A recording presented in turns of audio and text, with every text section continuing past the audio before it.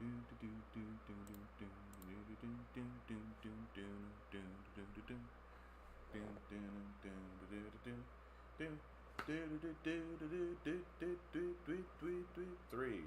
two, one, boom. Tweet, tweet, tweet, tweet, tweedly dee dee dee dee. Don't know why it does this. That's so annoying. I had like a whole thing. Give me a second. Sorry guys. TikTok problems. I don't know. Loud and annoying. I have been, for the life of me, experimenting with this TikTok thing, and it looks like it works for other people, but for whatever reason, it doesn't want to work for me. How you guys doing? Hope you're doing. Good evening, Dragonfruit, Midnight Rose. At it again, I see. Yeah, as always. Yeah. This time, this is gonna be a pretty chill one, honestly, guys. I'm gonna be as upfront as I can possibly be. I have been sick and burnt out. This is lame as lame can be. Lame as lame can be. Let's see if it happens now. Let's see if it happens now. Let's see if it happens now. Okay, it seems like it's working now. Who knows what's going on with technology at any moment? Everything's so strange and odd and weird. I don't know why everything's as it is. All I know is I have a very nice beard. How's that for a nice little rhyming pattern? Huh? You like that? Sometimes it just comes to me. So this one's gonna be a pleasant surprise to you too, Content. I hope things haven't exploded in your life as they seem to be doing. I hope things have calmed down. I know for myself, I've been absolutely ridiculously sick. Absolutely ridiculously sick. We are streaming on the TikTok here right now, as we are. How you guys all doing out there in TikTok land, right? Call of Duty just joined. Oh wow, guys, the entire game series Call of Duty is watching. I better be really nice right now, especially while I'm saying the things that I'm going to be saying today. I absolutely adore this meme that I found. The rich are good people deep down, and then there's the Ocean Gate sub. What is it with this culture and things that say gate? If they say like Watergate, ever since Watergate, it seems like everything's got to be gate, and now it's like Ocean Gate has been like really explosive and it's really blown us all away, and we absolutely love it. I feel like I have been burnt out, exhausted, and sick for like 3 whole weeks. Last weekend, I literally was asleep for probably 3 days straight this last weekend. Just straight up, every time I woke up, I thought to myself, I don't want to exist. I would like to be asleep. Fellow on TikTok says, I can't stop buying luxury clothing. That's an expensive habit, my friend. And if you don't break it, it'll break you. It's as simple as that. If you don't break it, it'll break you. Although, you'll be very fashionable while it happens. Don't put off thrifting. Thrifting is a good way to make to remain fashionable. You can find a lot of great stuff in thrift stores because there's an entire generation of rich people who hold on to the wealth who are all dying. They're all dying right now, right? So you can walk into like a Value Village or whatever your local thrift store is and find something really cool and interesting because some rich guy died.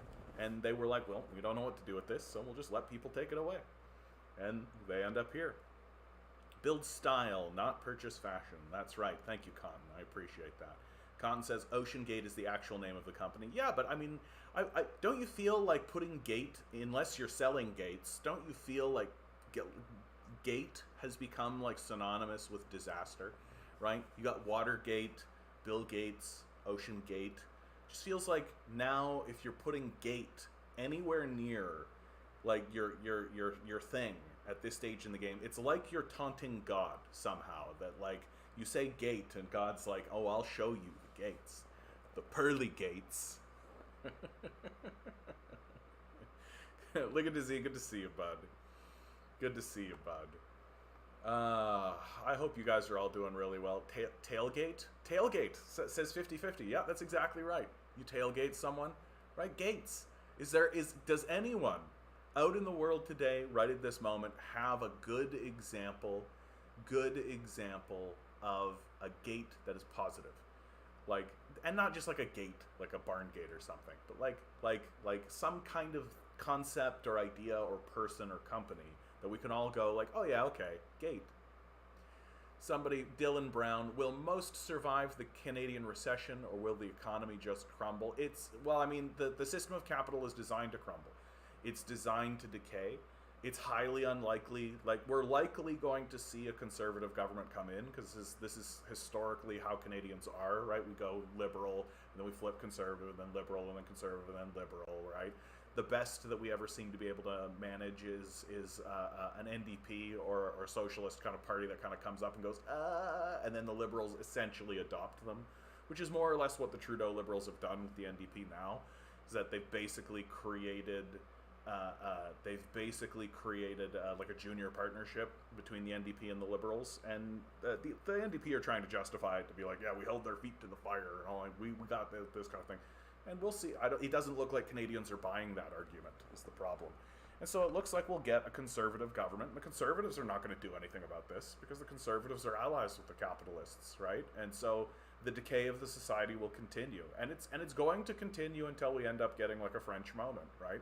Right now the French are in outright revolution. Like, to really put a point into how ridiculous what's going on in France is. So if you guys don't know, right, France is in open rebellion right now. Straight up, like, fire everywhere, destruction of property everywhere. Here is a letter that the police of France wrote, and I'm going to read it in its entirety for you here, okay? Now that's enough. Facing these savage hordes, asking for calm is no longer enough. It must be imposed. Restoring the Republican order and putting the apprehended beyond the capacity to harm should be the only political signals to give. In the face of such exactions, the police family must stand together. Our colleagues, like the majority of citizens, can no longer bear the tyranny of these violent minorities. The time is not for union action, but for combat against these pests. Surrendering, capitulating, and pleasing them by laying down arms are not the solution in light of the gravity of the situation. All means must be put in place to restore the rule of law as quickly as possible. Once restored, we already know that we will relive this mess that we have been enduring for decades. For these reasons, Alliance Police Nationale and the UNSA Police will take their responsibilities and warn the government from now on that at the end, we will be in action, and without concrete measures for the legal protection of the police, an appropriate penal response, significant means provided, the police will judge the extent of the consideration given. Today, the police are in combat because we are at war. Tomorrow, we will be in resistance, and the government will have to become aware of it. So that's a very threatening thing to hear your police say, right? The people who seem to have a monopoly on war, right? And I love this. Macron's latest visit to China gave him ideas. Dude, like, embarrassing. Like, embarrassing, dude. Yeah, there's somebody behind you, bro. In your beard, bro. Somebody's been smoking a little bit too much, it looks like. So this is a very threatening thing to hear a police force actually say out loud. One of the things, I didn't notice it the first time I read it through, but I notice it now, is the media is doing everything it can to try to place the blame on minority groups. They want to treat this and the narrative that they're trying to create, which is what all fascists do, is that this is minorities. This is a racial issue. This is minorities coming together and creating a minority problem. Certainly not a class issue, right? Not an issue of class, not an issue of the capitalists versus the proletariat or the workers, right? That's not what's going on. No, what's going on is it's the minorities, right? So we are allowed to get jackboots. Exactly, jackboots intensifies. I just read a letter written by the French police, Eric, that basically said we're going to crack heads in France. We're not going to put up with this.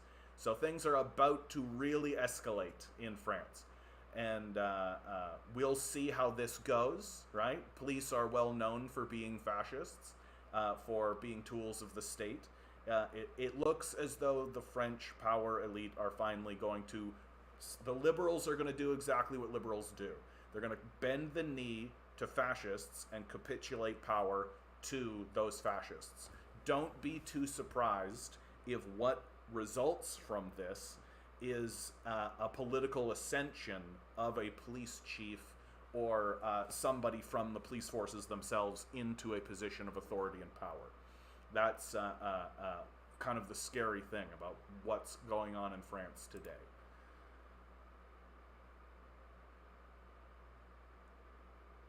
Except for Bill Gates. Lionsgate Entertainment. Larry, you did it. You did it, bud. You found one gate that I think we can all agree. Lionsgate Entertainment. Just watch, somebody in the chat's going to be, Lionsgate is actually responsible for the slave trade in Botswana. I'll be like, yeah, okay, we did it. Yes, Compton, yeah. Compton says, we've got a wet bulb temperature in the Midwest that's basically unlivable for humans. Yeah, the humidity cancels out our ability to sweat. Just like another sign of the times, eh? Another sign of the decline, right? Absolutely. Yeah, thank you, bud. There's somebody in the TikTok. Why is Ronnie McNutt still a thing? I don't understand. I don't even look like him. I've got a beard, I guess, and I've got glasses. I don't really sound like him, nor am I a veteran, right? Near as I could tell, Ronnie McNutt was a good man trying to do the right thing. And but he's got like Harambe staying power. But I don't see him elsewhere. So I'm starting to think it's just bots, right? I'm just starting to think that like the FBI put bots on me to try to get me to commit suicide, like they tried to get Martin Luther King to commit suicide, right? Like it's the way they roll. It's the way they roll. Dragon fruit, Minnesota humidity has been awful since it feels like a effing jungle. Yeah, dude. Yeah, dude. And we're about to get some of that here in Toronto as well. So things are about to intensify. I saw some dude on Twitter going about how the Africans are destroying France and that civilization is genetic. Yeah, classic only whites are civilized type of Nazi stuff. Yeah, absolutely, dude. Like, it's coming, right? Like, it's coming. It's going to get really naked. Like, it's already pretty naked for anybody who's paying attention. I've been saying it for a year now. I've been saying it. It's going to get naked and open, and it's going to get unabashed, and people are going to say it. You're going to see people on CNN. You're going to see people on Fox. You're going to see people in panel discussions who are going to be saying that kind of stuff openly. It is coming. And you can see it already starting in France. You can see it. The French situation is really revealing. There's a lot of really revealing stuff that's happening during that period of time. And when it starts to happen in America, it's going to be really, really, really, really vicious. It's going to be really, really vicious. Eric asks, did you see the thing I posted in the Discord? If so, I did see it. I don't really remember much about it. It was about fascism. Here, let's just go. Let's just take a look. Let's see. I was... oh, yeah, you're trying to do Fight Club rules. Rule number 1, you should never listen to a fascist. You should never listen to a fascist. Rule 2. Rule 3, fascists are always liars. They will twist facts to fight their narrative. Rule 4, fascists should never be allowed to have a platform under no circumstances. Rule 5, fascists who spread disinformation that impact the safety of the public, including hate crime and healthcare and climate change, is a criminal offense. Rule number 6, if the fascist is a Nazi, it is a criminal offense and deserving of jail time. Rule number 7, under no circumstances should a Nazi be allowed to publish Nazi apologia. Why am I screwing that up? Rule 8, if you encounter a fascist, it's your duty to stop them by any means necessary. And what's interesting about this, Eric, is that it is actually illegal in Canada to distribute Nazi propaganda. There was a fellow here in Toronto that was distributing leaflets that was calling for the rounding up of the Jews. And he did jail time for that. So there's some of this already does exist in Canada to a certain degree, right? To a certain degree, and those rules seem sick, right? Those forget about Nazis, right? You guys know my opinion on Nazis. I've been banned on TikTok for talking about what Nazis deserve, so I won't go into it too deeply. Right? Catholic is not Christianity. Literally the first group of Christians. Like, come on, come on, come on. Come on! I'm surprised that TikTok's not losing itself a little bit more. I've got a sign up here for those on YouTube. You can't see this, but I've got a sign up here that says capitalism has failed, Christianity is dead, neoliberalism is rebranded fascism, and then I'm talking to you guys, and then I've got my logos and all that kind of stuff. I have noticed on TikTok that people love talking about Christianity. It just seems to be the thing that everybody wants to talk about. Anytime I go, I'm like flipping through and I find a live, and the guy has like 1,000 people looking at him, and all he's saying is Christianity is stupid or Christianity is good, right? And but the people who are saying Christianity is stupid, basically all it boils down to is there's no evidence, and that's it. That's their whole phrase. And my point about Christianity is that the institution and the whole concept and the idea of Christianity is dead. It's not that I think magic isn't real. I mean, I don't think magic is real, but it's just that the institution, like my commentary is one from a social position, which is that Christianity has made itself dangerous and irrelevant to across the board. No exceptions either. Like, no exceptions. Like, it's great if you're reading the Bible and you're looking at it and being like, this makes me feel good about myself. That's great. So does Harry Potter. So does Star Wars. So does Star Trek. That's fine. But like on a societal level, it's become a useless force that needs to be dustbinned. SVBG 869. Nice. I think this is your first comment, bud. So I agree with all your points, but I don't see less religion as a bad thing. I completely disagree with you, especially the religions that have spawned here in North America, right? That basically you have two forms of religion here in North America. Form number one, my very small, tiny religious belief system that is very narrow is the only one true religion, and if anybody disagrees with that, we're allowed to destroy them. That's the most popular one, or certainly the most vocal and powerful one, which is the far right, right? The evangelical, the neocons, people like George W. Bush saying we need to do a crusade on the Middle East, this sort of stuff. Just absolute nut jobs who are about to seize power, looks like. And then the second group are just weak cowards who basically read the Bible as if it is Harry Potter, and are like, it makes me feel warm and fuzzy, and so I like it. And they don't respect Christ at all. There's literally no Christian in America respects Christ, even a little. If they did, they would have already taken to the streets. There would already be mass rebellion. There would already be mass fights. There would already be demands that the rich give their money to the poor. There would already be huge, enormous social movements if the people of America and Canada actually cared about Christ. They do not. Right? So you have two groups. You have people who pretend like they care about Christ, but actually just care about him like they care about Harry Potter. And then you have people who really care about Christ, although they don't listen to a word he has to say and attribute their own bigotry to him. And these are the only forms of religion that exist in any credible and significant way in North America. So it's like feel good and never implement any of it, and just a litmus test for your own insanity, which is the most popular one, it looks like. And then SVBG says, we do need third spaces. I agree completely, and it would be nice if the library got their money. Yeah, that's a good one, right? I could accept that.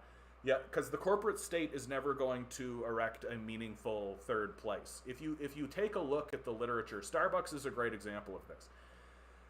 Starbucks is a corporate force, literally has in their literature the statement that we want to become the third place, right? So they outright admit directly that they are competing with churches, they are competing with other third place institutions, they're competing with that kind of thing, and they're not in any kind of denial about that, that that's their goal. And so they're actively seeking to destroy any other institution that could be erected. So if the state, for example, were to do exactly as you say, we need third spaces, why not give it to the library, all that kind of stuff? Well, the corporate power structure would use their bribed politicians and their courtiers in order to destroy that idea completely. And if anything, go after the library in order to defund it, which, you know, they'll likely try at some point. So I agree with you ostensibly, but the issue is, of course, that we've ceded power and authority to psychopaths who are never, ever, under any circumstances, going to allow us to vote them away.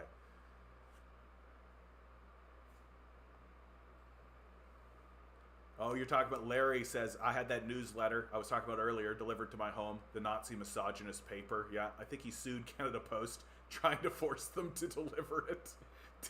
Oh, jeez. Put a Starbucks in every library, a latte in every hand.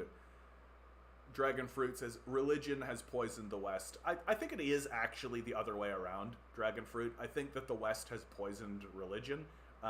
That the religious impulse is natural for humans. We have a natural curiosity about what is the world and what is this place, and we come up with all kinds of fun, interesting explanations to try to describe what it is to be alive and what it is to be humans. Some are more successful and better than others. Some have different purposes, right? So like you guys see here, I've got the chakra poster, right? The chakra poster, right? Like that's about an internal investigation of your own kind of essence or spiritual self. Whereas Christianity's not actually about that. Like, if you read the New Testament, it is about the power and authority of the state and why it's a bad idea to have major, massive, centralized power structures, right?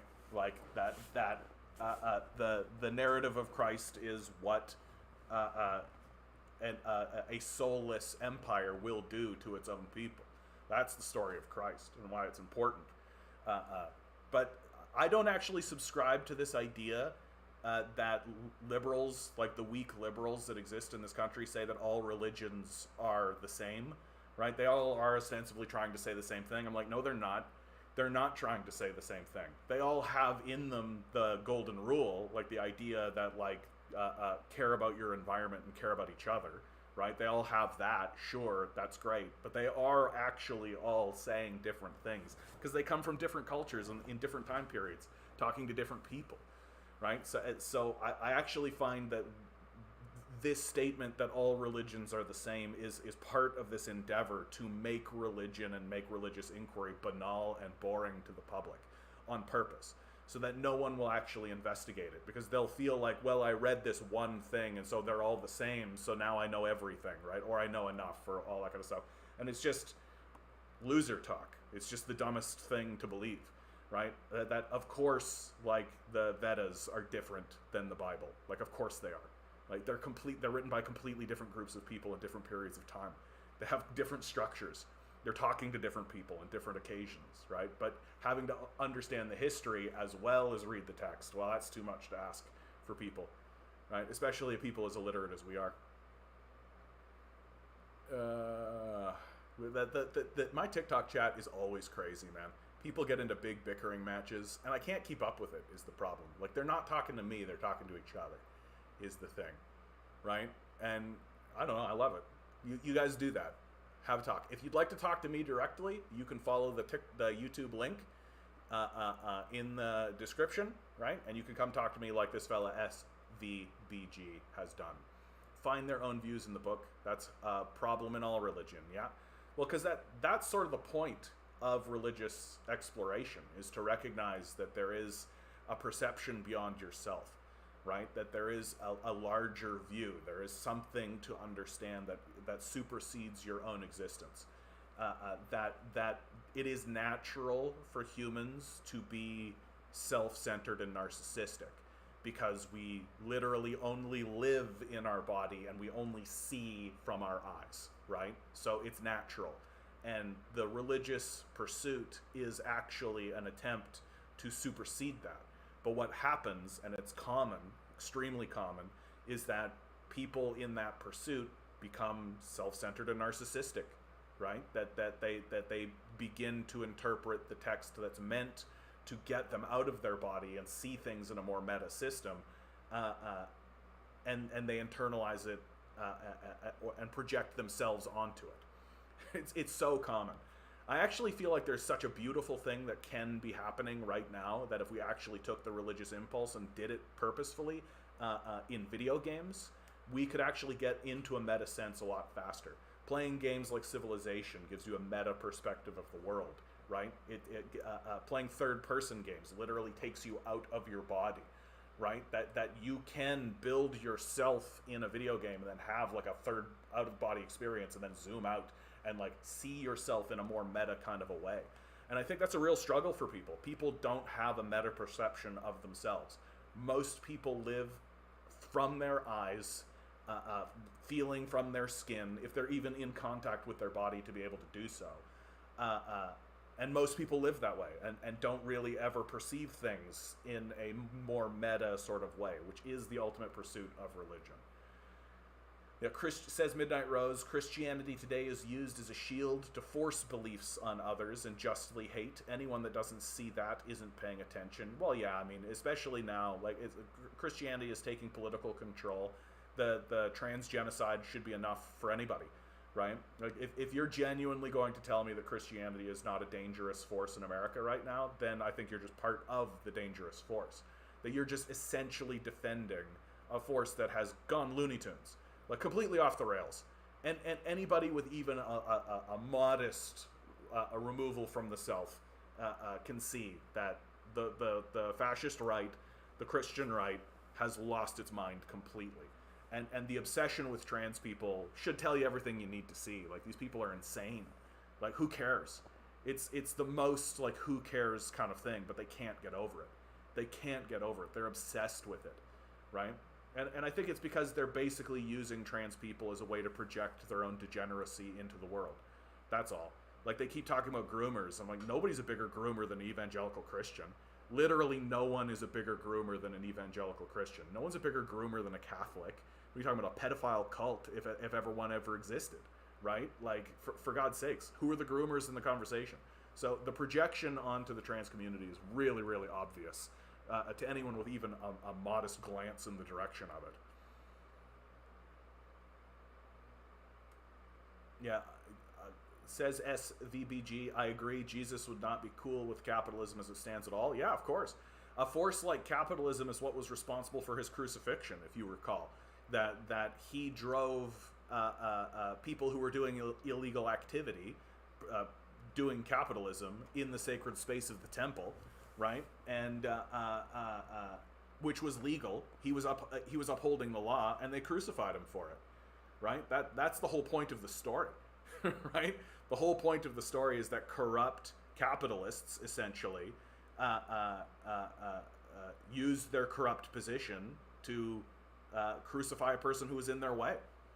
Right? It's a very, very common thing and a common story. I can't believe this aspect of that narrative gets completely removed from the conversation.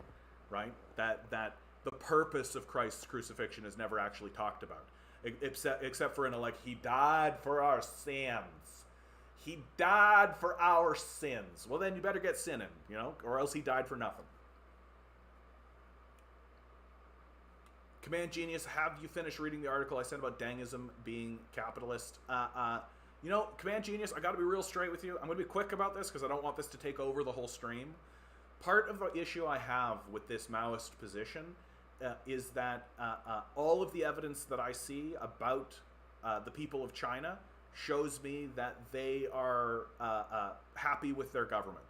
So when I get arguments from this Maoist perspective, I don't look at it as a, like, I don't see it as an ideological thing. I try to understand, well, why is it that the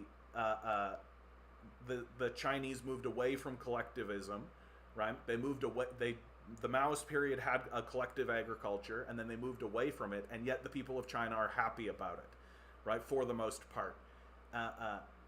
And that's all I try to do. I just try to understand why that's the case, because my position about any Chinese issue is that the people of China are happy about their government.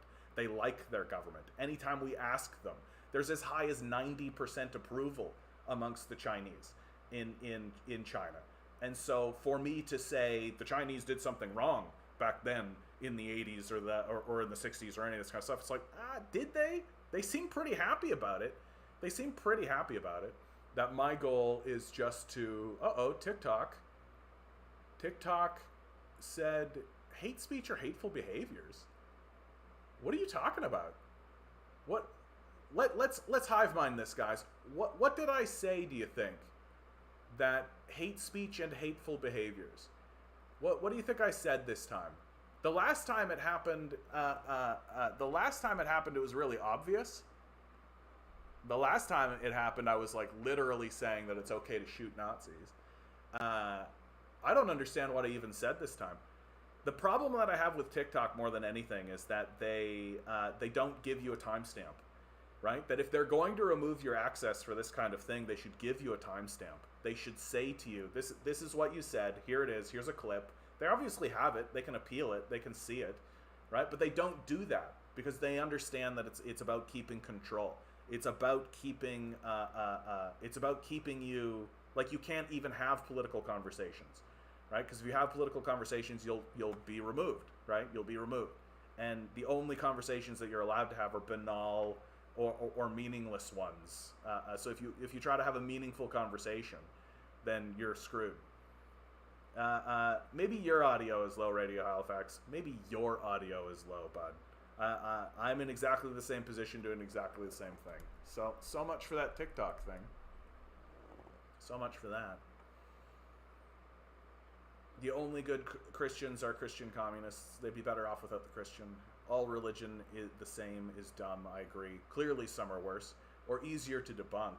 Anyone who thinks Scientology is real, is just drinking the Kool-Aid too hard. Yeah, Scientology really shows you that you can create, you can use religion and religious organization as a massive grift, which is really what it is, right? It's just this massive, massive, massive, massive grift that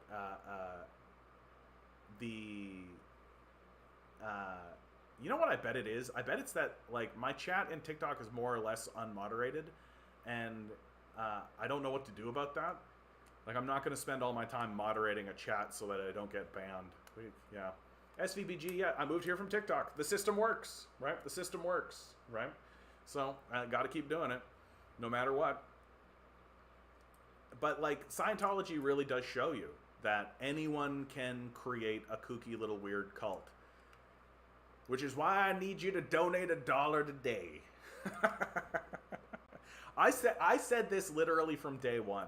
I actually think that if I was trying to make this a cult, that I would be much more successful.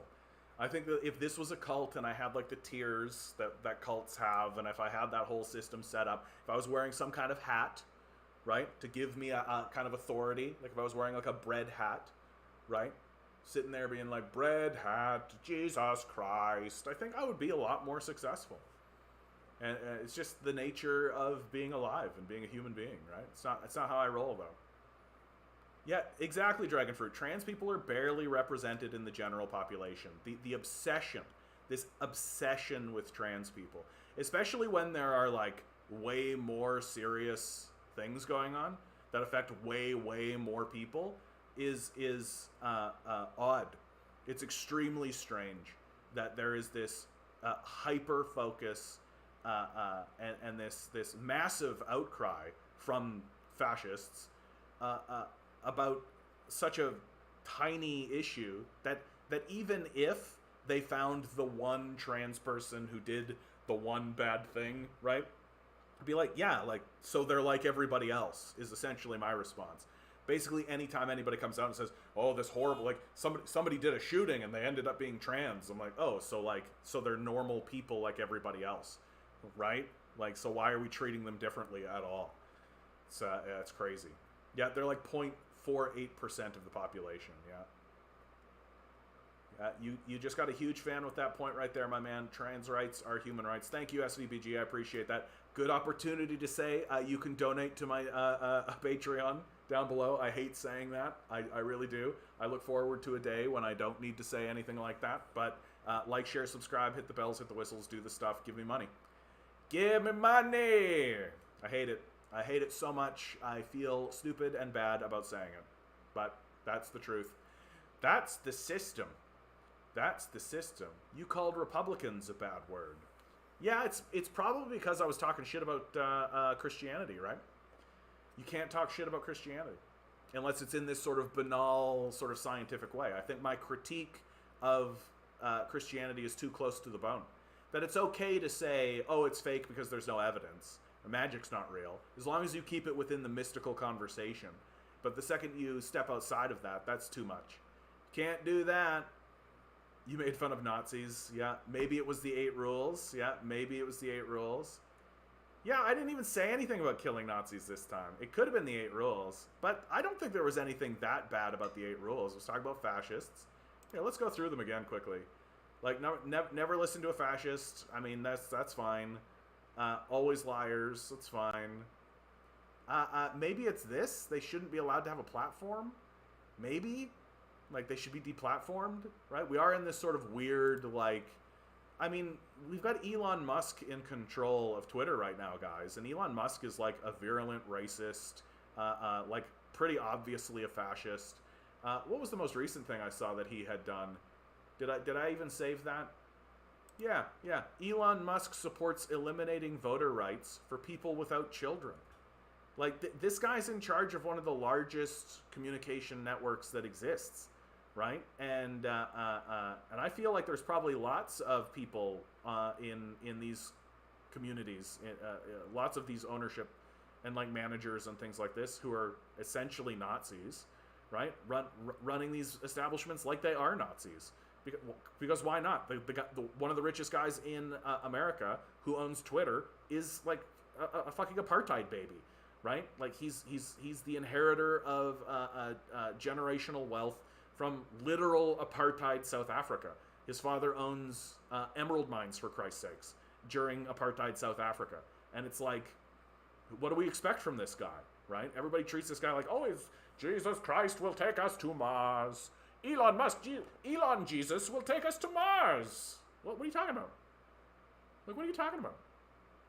What are you talking about? Subnautica is a gem. I have been playing Diver Dave. That's a great game. That's a great game. Oh, been needing something challenging but chill. Diver Dave. Dave the Diver. I forget if it's Diver Dave or Dave the Diver.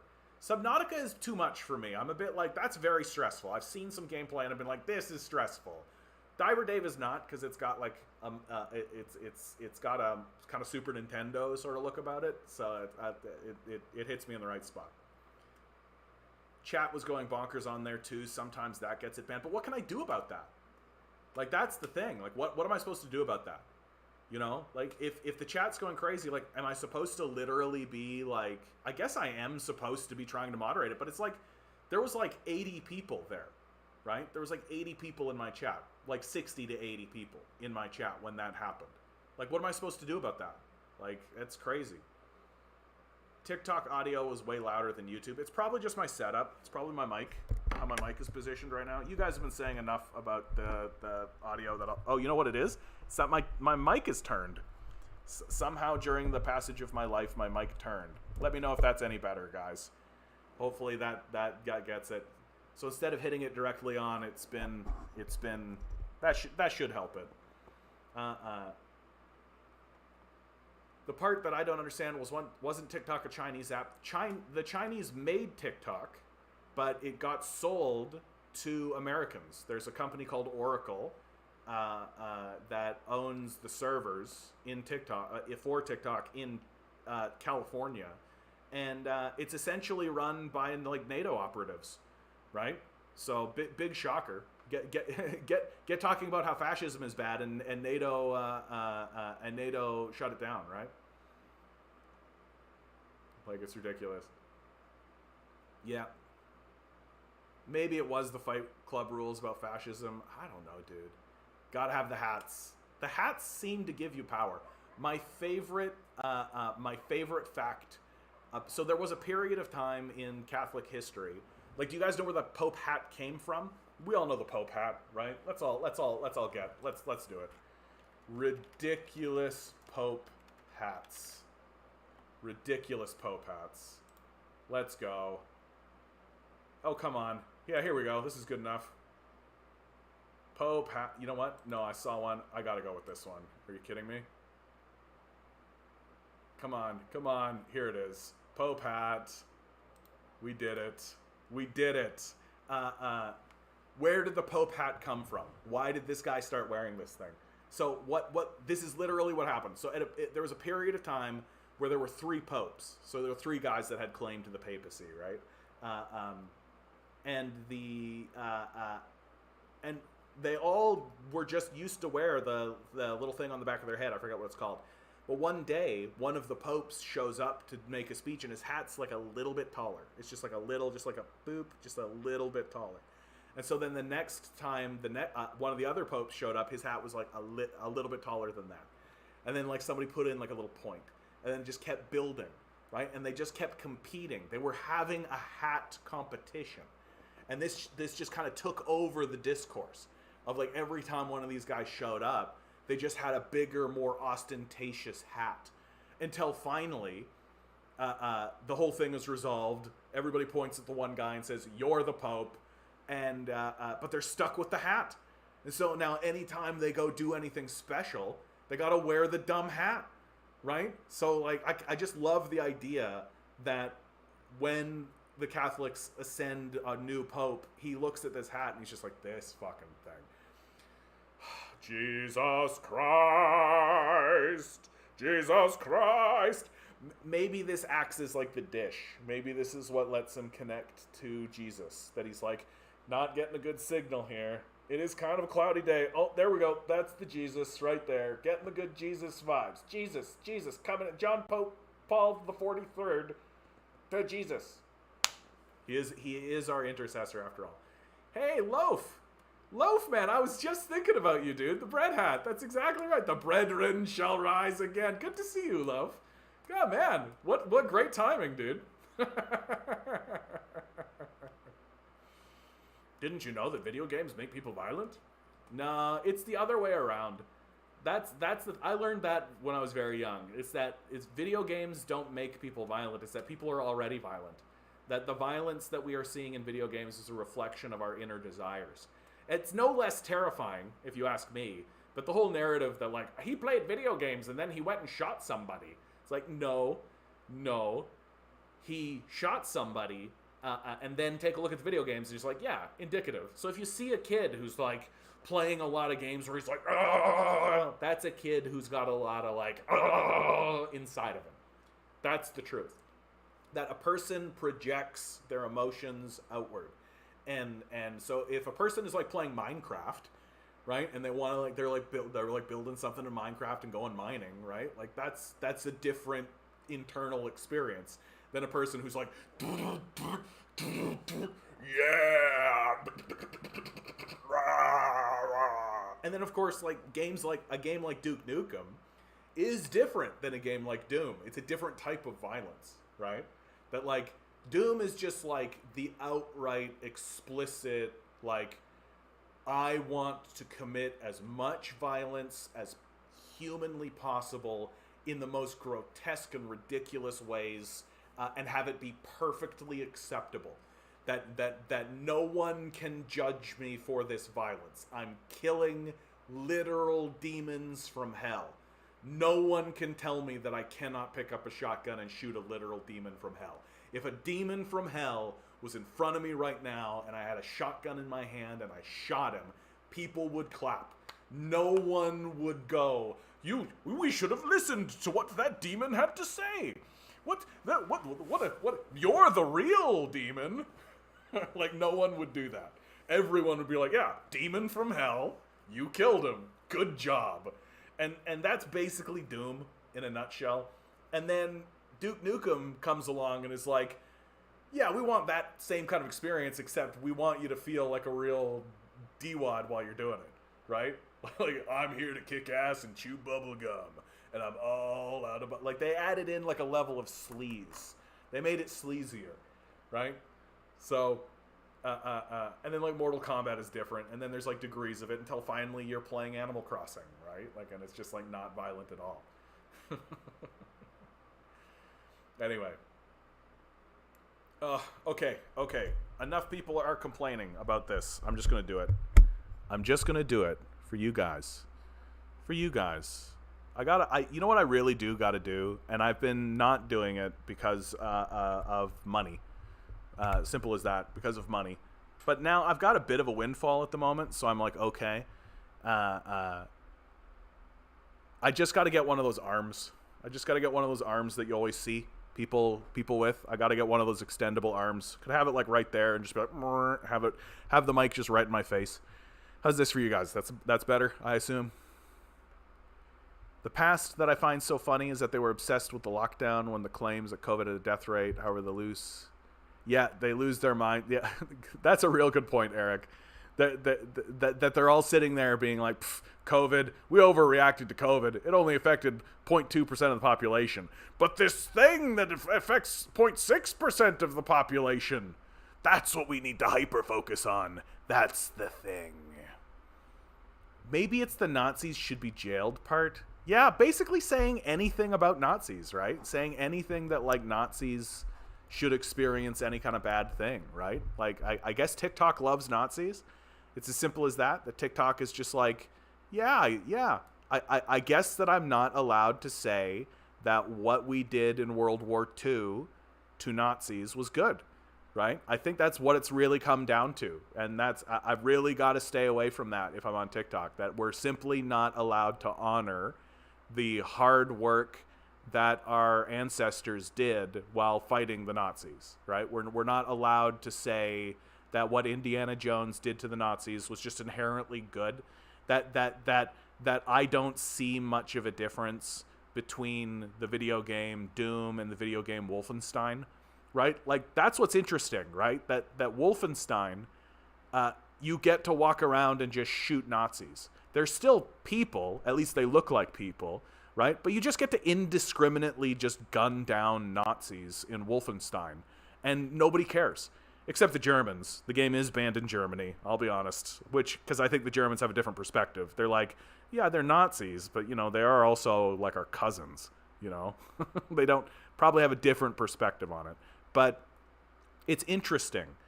It's interesting that I routinely get banned on TikTok for basically saying we should continue our glorious tradition of killing Nazis.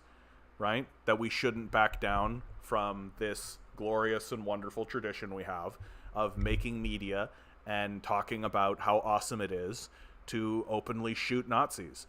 The way that we did in Wolfenstein, the way that that Indiana Jones did, right? I find it kind of creepy and weird that Indiana Jones doesn't indiscriminately shoot Nazis. Like, remember when we watched The Last Crusade, and we watched that Nazi's face melt? Remember that? Remember when we watched that Nazi's face melt?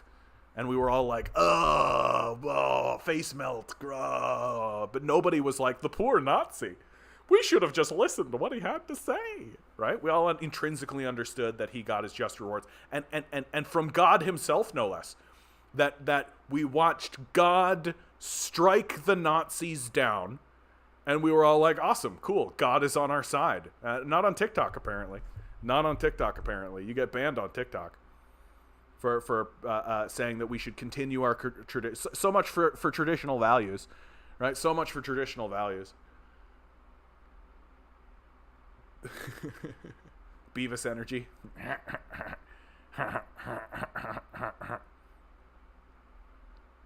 Oh, man. Long time no see. Good to see you, Vaughn. Good to see you, bud. Somehow But somehow it's the left who shoved trans ideology down people's throat. And what's funny is that, near as I can tell, trans ideology is, oh, hey, a type of person that exists. We should validate their existence and acknowledge that they exist. And not discriminate against them for existing. You validated their existence? I will protest against this injustice. That's essentially what Jordan Peterson did, right? That Peterson became popular because the liberals passed a piece of legislation that acknowledged the existence of trans people and said that they should be protected against discrimination. And Jordan Peterson threw a fit about it and said, if they make me say these pronouns, I won't say them, and then I'll go to jail, as if that was a legitimate thing that would actually happen. At the end of the day, like, and it's so obvious in retrospect, like when it was happening, I could see how people would just be like, what? Oh my God, what's it? But in retrospect, you go back and look at it and you're like, oh, he just had like a little transphobic fit. He just threw a little transphobe fit, told everybody he was a transphobe. Everybody looked at him and was like, hey, there's a transphobe that we can listen to. He's so inspiring. What an inspiring transphobe. And we all just kind of went along with it, right? But in retrospect, it's like, oh, that guy's a fucking Nazi, man. Like, that guy's like a pretty obvious Nazi. It's crazy. But here we are. Didn't Elon boost a post from someone that had been making memes about killing Muslims like they're animals? Honestly, I don't know about that one, Midnight Rose, but it sounds right. Like, it sounds right. The one that kills me is that somebody reported somebody's name, and the name was very grotesque. I'm not going to even say it. It was that grotesque, but it had the N-word in it, and a sexual act of non-consent that's directed towards that group of people. So you put that all together in your head, and I'm sorry for that. But that person's name gets reported, and Twitter says, no, that name's fine. It doesn't violate anything. It's totally fine, right? Totally fine. So not only are they saying it, they're also implying that we should do horrible things. This is what's so dangerous about the trans thing that's going on, right? This is what's dangerous about what's going on with the trans community right now, is that it starts with the trans community, then it goes to the gay community, and then it's the blacks or the Jews or the Muslims, right? It's been the Muslims before. It's been the blacks before, right? It's been the Jews before, right? And they're just getting primed. They're just getting primed.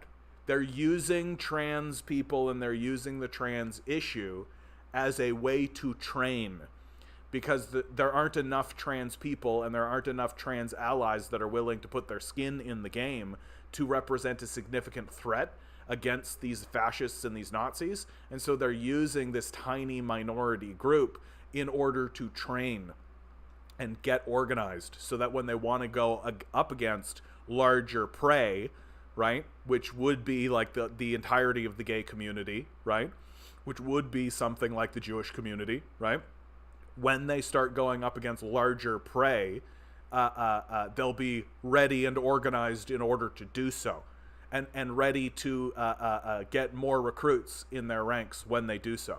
Like, this is what they are actively doing, and don't fool yourself otherwise. That's what we are watching. People like Matt Walsh are actively organizing terrorist groups, basically, in our ranks, and we're all just like supposed to, what is a woman? Yeah, as if that's a serious question that's being asked seriously. Get the F out of here with this. Hottest day on Earth to date, yet July 3rd, 2023, says Adam McPherson. Good to see you, by the way, Adam. Anyone else follow extreme temps around the world? Record minimum ice extent. I actually think I have an article on this right now. Did I actually keep this? I am really good at this. Yep.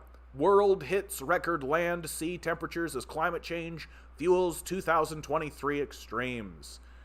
The target of keeping long-term global warming within 1.5 degrees Celsius is moving out of reach. Haha, walk, walk, walk, walk. We screwed it up. We did the thing that we always do. We looked at the rich and powerful and said, they'll figure it out. And they did figure it out. They figured out that they'll be dead by the time it really matters, so who cares? Haha! Being ruled by psychopaths, it's absolutely the best. I actually found 3 polls on Twitter. A conservative was asking fascist questions to his audience where he had thousands responded. Yeah, I saw that myself, yeah. Oh, very good, very good. We got positive things from the mic change. I've just got to do it. I've just got to actually buy the thing and actually do it. It'd be a positive change. It wouldn't be that expensive. Honestly, I need to redo my whole setup. I need to redo this whole setup. It's so like just obviously thrown together. Like the table that I'm using is too small. The whole system is like it's like barely functional. Like I'm not going to show you guys what I've got set up because it would be embarrassing. But it is just like I could do better than this, pretty obviously. Something about fish heads? In one poll, this is from Eric, he had over 100,000 people responded. This was the question where the good guys lost World War II. I saw this. 52% said yes, 18% said they don't know. In the other poll, he had 8K people responding to the question. Yeah, like, the good guys lost World War II. 42% said yes. Like, that's brutal, right? Like, that's brutal. If you're actually saying that the good guys lost World War II, like, this is why TikTok bans you if you talk bad about Nazis. It's because Nazis have all the money, right? And TikTok, what have I always said, right? Media is changing. Media is becoming pro-Nazi, right? Media is becoming pro-Nazi. And we are going to see at least fascist, but like, think about what Kanye did, right? Like what Kanye did, where he was like, I love Hitler. And instead of the general response being aghast and losing money and losing sponsorship and losing this kind of stuff, people are like, hooray, right? Or at least a large segment of the population, right? At least a large segment of the population, which, yikes. Yikers. Midnight Rose says one of the biggest accounts on TikTok is a geopolitics account that just pushes a pro-US and pro-imperialist narrative. Yeah. And it was revealed that they're CIA backed. Yeah. Like, we're trying our best here, man. We're trying our best, right? Like, I keep pushing onto TikTok. I keep doing it because it is one of those things where it's like, you just got to keep doing it. You just got to keep pushing that boulder up the hill, doing the best you can, wherever you can. Try not to get discouraged while it's going on. But the truth is, like, yeah, the CIA isn't going to let you push a narrative that says, hey, we should get rid of the CIA, right? They're not going to let you tell the truth about the society for long, right? They're not going to let you get huge. They're not going to let you get big. And they're certainly not going to let you say, hey, what we did to the Nazis was great. Like, super good. We should do it again. We should absolutely do it again. CR Strifey, you only need one rule to really run a good religion. Hats optional. George Carlin. Cotton, from the Pope to the nun, they all look like Dark Souls bosses. Yeah. Well, look, I mean, like, they are extremely fashionable. You got to give them that. Midnight Rose, and of course the U.S. State Department was giving a bunch of other accounts military info about the Ukraine war and telling them what to say. Yeah, of course. Eric, yeah, would you rather get rid of seed oil or racism? Only 25% said racism. Brutal. Another poll with 65K responded. He asked, would you rather have your son in the KKK or LGBTQ? 80% said KKK. Like, pretty revealing, right? Like, pretty revealing. Like, if you're sitting there and somebody says, would you like to have your son in the KKK, the Ku Klux Klan, people who actively lynched black people, or to be gay, right, part of the LGBTQ community, people are choosing the Ku Klux Klan. 80% of 65K respondents. Like, and this is like totally cool to just openly talk about in public spaces. Everybody just being like, yeah, you know what? I don't mind the Ku Klux Klan. Certainly more than them queers. I'd rather have my son lynch a black guy. Like, brutal, right? This is the society. This is the society. This is the society we live in. It's a shithole. It's a shithole. Yeah. The conservative mindset and fascism is rising. Yeah, absolutely, man. Absolutely. SVG says, I mean, by that logic, metalheads got to be the meanest people on the planet. Yeah. I'm Gen Z, love Minecraft and Silent Hill. Yeah. Beavis energy. I don't even know what this is in reference to, but I love it.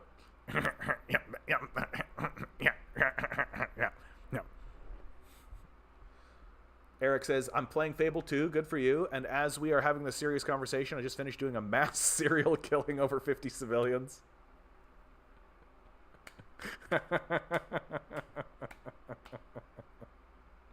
Yeah. Video games, man. Like games like Grand Theft Auto, like they exist for a reason. We all intrinsically have inside of ourselves a sort of lingering desire to just hit a guy with a car. Like, you cannot tell me you don't. If you actually are standing, I actually think the person who stands in front of me and says that they are not interested in hitting a person with a car, that's a more dangerous person, right? Because a person who will say to you, like, yeah, of course I've got inside of my mind or inside of my body, there's a part of me that's like, yeah, just boom, just hit that guy with the car. Just do it. It exists inside of you for sure, 100%. And somebody who says that that's not true, that they're like, no, of course I would not do that, is lying to your face. Or worse, they're lying to themselves. Right? Like that's the worst part of it, is that person is sitting there being like, no, of course I would never ever in a million years think about, like they've got like barrier upon barrier upon barrier upon barrier. Like if they're gonna bullshit themselves about how genuinely awesome they want, but how genuinely they want to hit somebody with a car. Everybody wants to hit somebody with a car. And if they're going to lie to you and themselves about that, then what else are they lying about? What else are they lying about? You can't trust them. You can't trust them with their moral purity and their upstanding grandstanding, standing there saying, yes, well, no, of course, I've never once thought about just slightly turning my wheel and running through a crowd of people. Never once. It's never happened. Everybody loves playing Grand Theft Auto, and the first thing that they do when they sit down and play this game is they get in a car and they hit somebody and they go, ha ha ha ha ha ha, because we all want to do it. We all want to do it. I don't know why we're bullshitting. Headset with a mic. I'll get one of those head dents. Maybe I should do it though. That wouldn't be a terrible idea. Vaughn says, I'm in a quandary. I must return to work. Yeah. But I'm a communist. Yeah. It's causing some issues because I can get opinionated, but I must work again. Yeah. You gotta work that one out, my man. It's as simple as that. You just gotta work it out. There's nothing deeper to say about it. That you just need to bite the bullet, accept life as it is, organize the best that you possibly can, and do yourself the favor, dude, and join the 2/3 of Canadians, and just fuck around, right? Just do the least amount you possibly can get away with, all the time. 2/3 of Canadian employees are quiet quitting, study finds. A new global report paints a grim picture of the workplace. A majority of the world's workers are quiet quitting and daily stress levels are rising. The report by analytics and consulting firm Gallup found that in 2022, when workers around the world were asked if they were engaged in their work, quiet quitting or loud quitting, 59% chose quiet quitting. Vaughn, that could be you. That could be you, my friend. Yeah, just dog ass it. Just drag your ass, right? Do the absolute bare minimum. All the time, constantly, right? And, collect your paycheck the minute you walk out the door. Like, here's some strategies for you. This is kind of how I do it, right? Number one, when I am at work, find the one thing that no one wants to do, and then do that one thing very well. right? That's number one, right? If you can just do one thing better than everybody else, or at least do the one thing that nobody else wants to do, then people will immediately go, no, that guy has value, and we won't get upset, right? Don't cause any problems for anybody. Be a nice guy, right? All that kind of stuff. Organize with people, right? Be opinionated around the people. Find out who are the people who are sympathetic to you and be sympathetic with them, right? Organize, all that kind of stuff, yabba yabba, so on and so forth. Literally, the second you step off the floor, the second you put in your numbers, right? And you go boop, right? And it's like day over and you get your little chit and you've signed out for the day and you're no longer working, literally forget about everything that happened and it just move on with your life. This is something that I see most people struggle with the most, and I have perfected it. I have become a master of this. Compartmentalization, right? That work problems disappear the second you are no longer a commodity. The second you are no longer actually engaged in the system of wage slavery, you forget about it and you go do the thing you want to do, and you literally, like, I have hung out with people and all they talk about is work. It's all they talk about is they just talk about work, and they're just constantly talking about work, and they're like decompressing or unhashing or unpacking or even reveling in some cases. But it's always work, and they're constantly talking about it. They've brought it into their life, and it's all they want to do. And I'm just like, what are you doing? Like, what are you doing? Literally the second, like, to the point where people will ask me that, like, I've had friends be like, hey, how was work today? I was like, it's over. And that's it. I don't talk about it. I don't talk about what happened. Unless, like, something cool happened where, like, somebody is, like, signing up to something or we're going to go do something outside of work, then I'll talk about that in a glancing sort of a way. But the second your workday is over, you don't owe these people a thing. You don't need to invest a single thing. The truth of the matter is that they owe you. You're only showing up so you can have food and shelter. You're only showing up for money. You're only showing up so that you are the one that does it instead of them, right? It's literally the only reason. And when you punch out, it's over. It's done. Get the F out of there. And don't feel bad about it. Don't internalize capitalism. Don't sit there and think to yourself, I could have been more productive. And oh my God, bro. Forget about that, right? And most importantly, and I think this is actually very, very important to always say and constantly reiterate, if you are working a job, it doesn't matter what you're doing.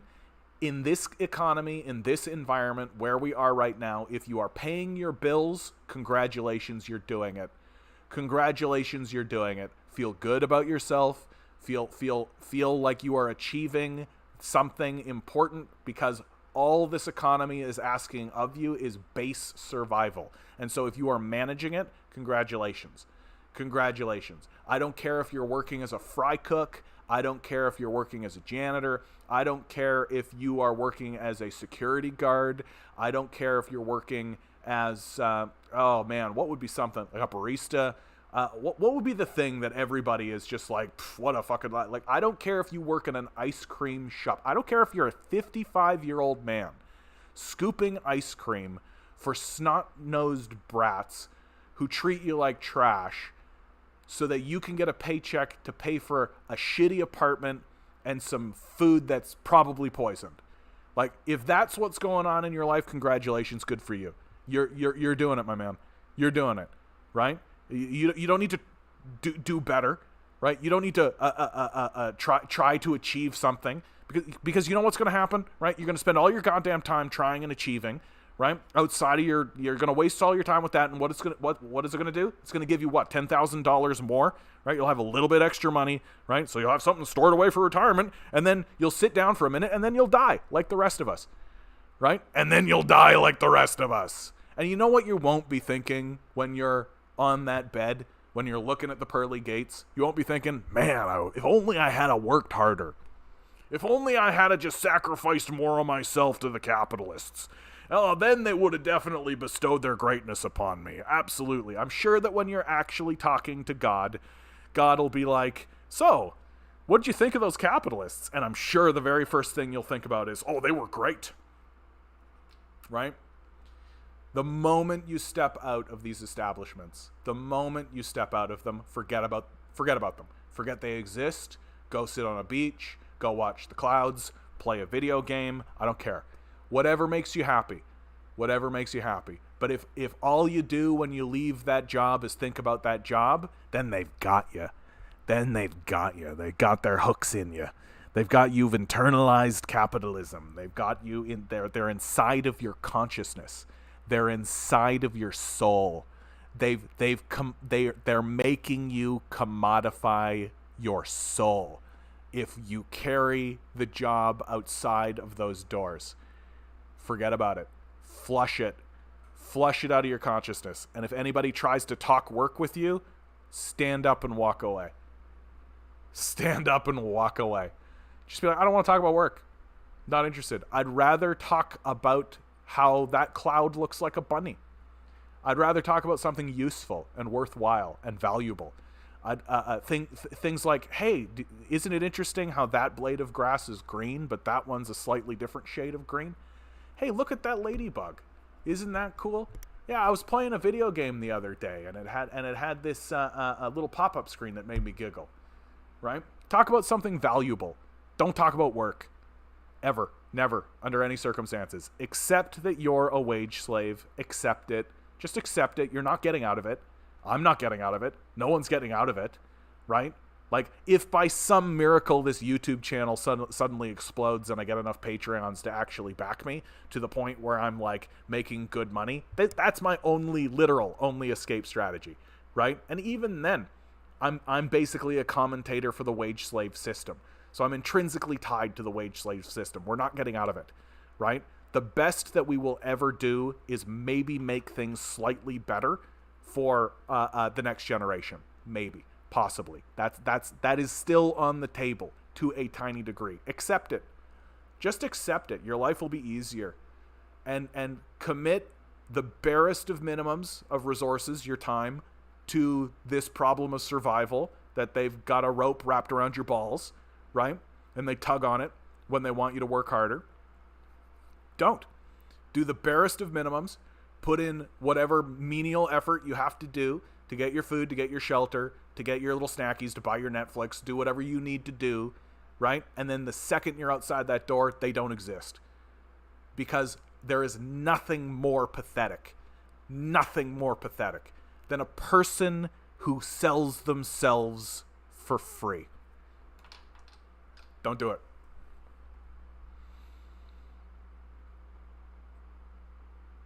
Yeah, the Geneva Convention was a checklist for World War II. Yeah. Cotton says, everybody who can say, I'm not strictly right-wing and I too own a gun, that's all, and just let it. Just let it hang in the air. Yeah, just let it hang in the air.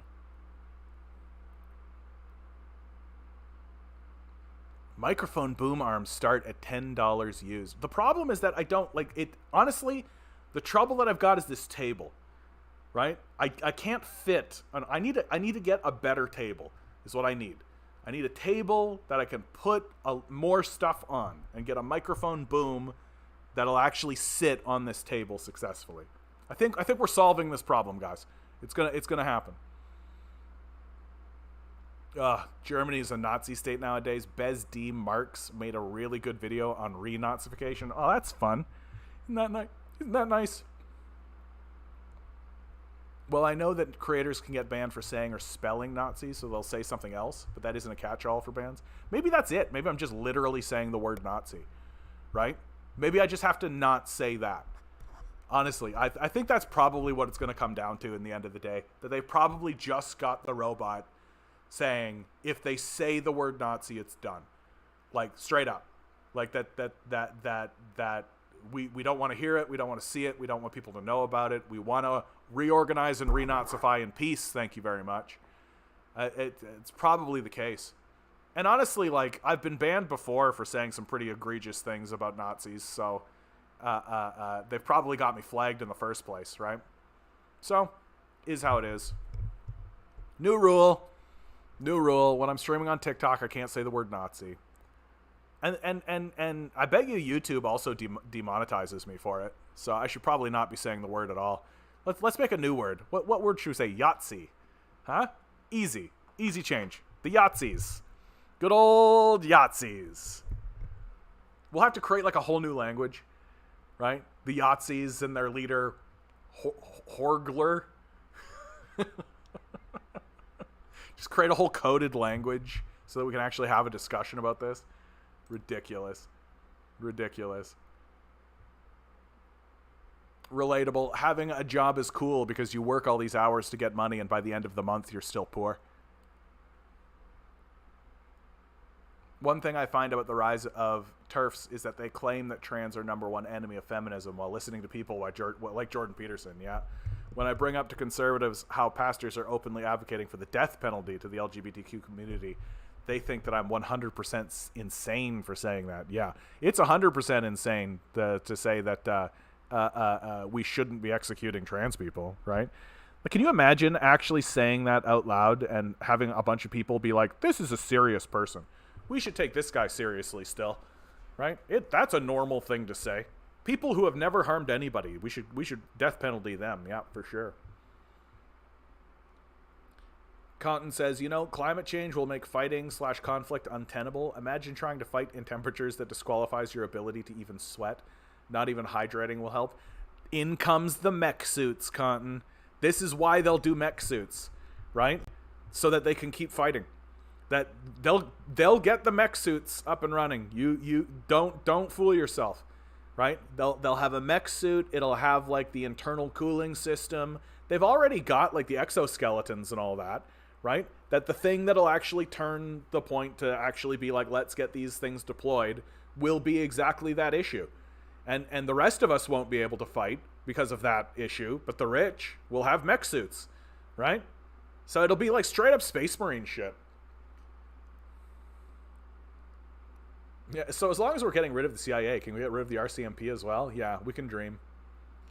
I've never even driven a car. It doesn't interest me in the least for multiple reasons. I don't want that power. Screw that. Nope. I don't think like that at all. I like motorcycles fine, though. Remember Carmageddon, though? Carmageddon was a fun game, dude. That was a super fun game. Look, if you want absolute dead proof, complete and total evidence, undeniable, directly in your face, that human beings want to crash cars into people and into each other, it is bumper cars. Okay? There's a carnival ride. Every fair you have ever gone to, any place where there are huge roller coasters or even little roller coasters where they're selling cotton candy, one of the absolute staples, one of the absolute you must have 100% or it's not a fair of any sort is bumper cars. You get into a little car and the whole point of being in the little car is that it's perfectly fine to hit people. You can go around and ram whoever you want, however you want, wherever you want, whatever.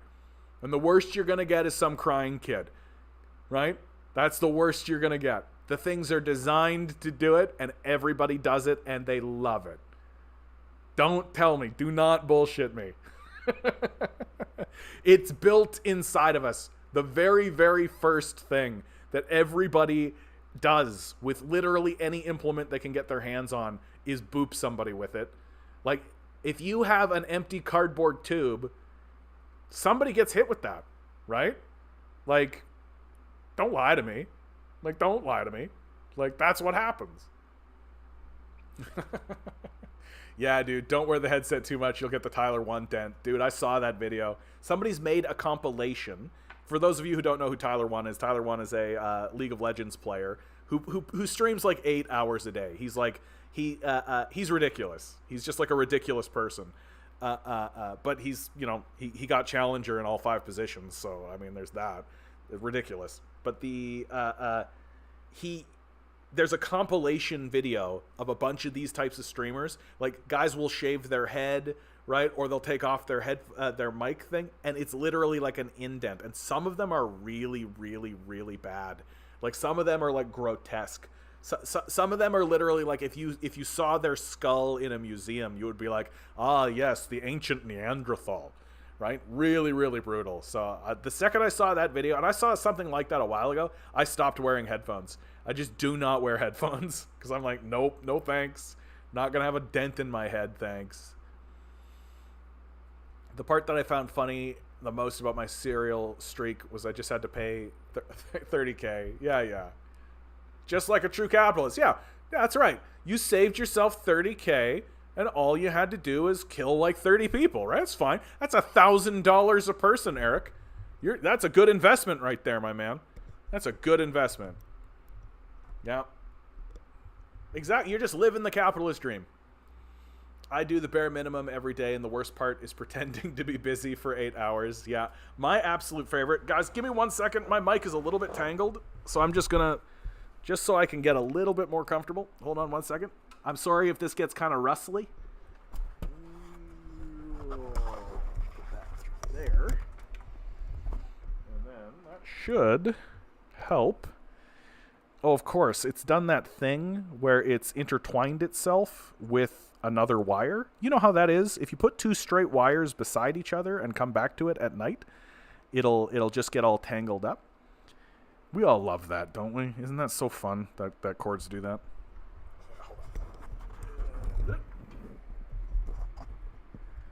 Okay, that should help at least. That should help at least a little, I hope. Yeah, that's way better. That's way better. That's way better. Oh yeah, now I can really settle in. Thanks, guys. Oh yeah, you guys really like that. All the hearts and all that kind of stuff. Yeah. Oh, he's getting up and untangling a wire. We love it.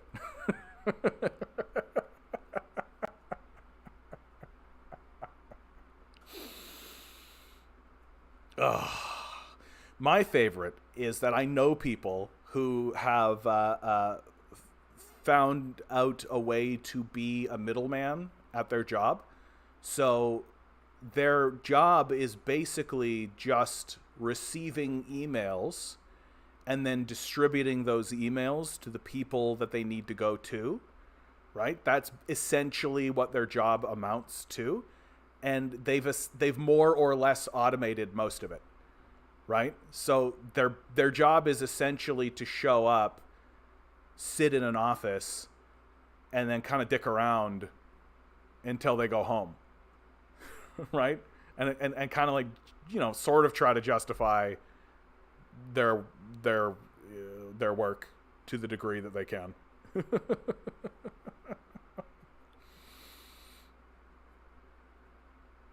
I do the bare minimum every day, and the worst part is pretending to be busy. I've been leaving 5 minutes early every day, but I do a good job despite doing the minimum, so they don't say anything. Yeah, that's right. I remember that I was driving, honestly, like leaving 5 minutes early. Like I would never care. Right? Like if one of my guys just left a little bit early, it's like, yeah, this whole like, man, I remember I worked at Starbucks for 5 years, and I have never experienced, if I were to experience that again, I would immediately leave. Like immediately. I would be like, goodbye, and I would just walk out the door. I no explanation. I wouldn't tell them a thing. I straight up would just be like, oh yeah, this is like a weird, kooky little cult. The things that you do, you're doing explicitly and exclusively to sort of enforce a power structure on people and try to put people in a type of like fascistic terror, right? That you are emotionally manipulating people, without a doubt, absolutely. You're obviously doing it on purpose, right? So I'm not going to tolerate it. Goodbye, right? Simple as that. Simple as that. Like just literally walk out the door. I remember that I was driving. Yeah, I remember that I was driving nuts a coworker of mine where I was doing exactly what my job required. I was quiet quitting before the term came around. You were quiet quitting before it was cool, Eric. You're like hipster quiet quitting. The capitalists are inside of you. They're inside of you. They're in your skin. Pull your skin off. Come on, do it. Get the capitalists out of your skin. Oh, that's dark, Midnight Rose. Robert, good to see you, bud. Based, glad you're still at it, comrade. Been busy with life being hell. Yep. That's why we all gravitate back here. The moment you find me, right? The moment you find me in this oasis, I get lodged inside of your consciousness, and you will forever know that there is a little place that you can come, right? It's like Cheers, you know? Da-na-na-na-na-da. You gotta go where people know your troubles are all the same. You gotta go where everybody knows your name. Da-da-da-da-da-da. Right? And this is like a little oasis away from the hellish existence of our capitalist rulers, where we all get to kind of come and be like, hey, isn't this stupid? Maybe we should overthrow them. Maybe we should overthrow them. Right? Maybe we should overthrow them. Huh? What do you think? I think we should overthrow them because they suck really bad. I don't know what it's going to take, actually. Like, what is it going to take? Like, what do you think it's actually going to take before we're finally at a place where we're like, yeah, let's just overthrow these guys. Like, let's do a France on them. Let's do a France on them. By the way, I got a strike the other day when I made a video about Tim and Emma. I don't know who Tim and Emma is, but weird. Why are they giving you strikes for making videos about Tim? Who's Tim and Emma, first of all? Methane, I had a terrible experience as a little kid on a bumper car. Traumatized. Yeah, that's right. You're supposed to be traumatized on a bumper car. I'm sorry, man. I am absolutely in favor of traumatizing kids on bumper cars. You knew what you were getting into. You're just sad you lost the game. I am sorry if it was actually serious, though. I'm sorry if something actually bad happened. Like, if it wasn't just that you got hit by a car and then you're like, you've got like a little like core memory of it. Like, isn't that the best part about being alive? That the most innocuous, absolutely, totally random crap that just sort of happens in your life just gets stored in your consciousness as a core memory that defines your personality. That, like, you're sitting in therapy 30 years later crying your eyes out about it because a tree branch broke while you were climbing a tree and you fell on your dog. And you're just, like, so upset that you would do something so horrible to your dog. And then you go and like talk to your father about it. It's like, why did you let me climb the tree? And oh my God. And your dad's just like, I don't even remember this happening. The dog was fine. Like they didn't kill the dog or anything. Right. And this is what it is to be human, is just to constantly be dealing with the random bullshit that gets thrown your way all of the time. And then we all walk around being like, I'm where I am because I'm the smartest. It's competency, you see. The most intelligent people are obviously the ones running the place. Certainly not the people who inherited apartheid emerald mine money. Meanwhile, we're all just like, oh man, that girl, when I was 14, she was hitting on me. Oh my God. That's what's happening to all of us. We're just constantly in a state of dealing with existence. And it never ends. It never ends.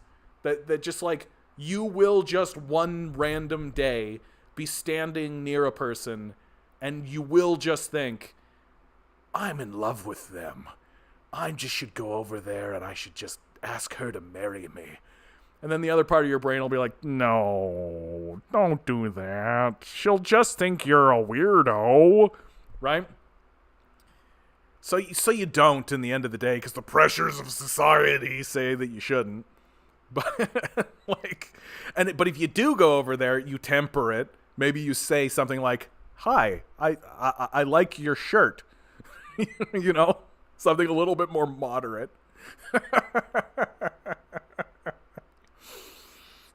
But just like, so to loop it back around, Methane, I'm sorry that you had a terrible experience on a bumper car, but unless you tell me it was something serious, like your mom died in that bumper car accident or something, then I get over it. Just get over it, you know? It's probably just the universe giving you a core memory.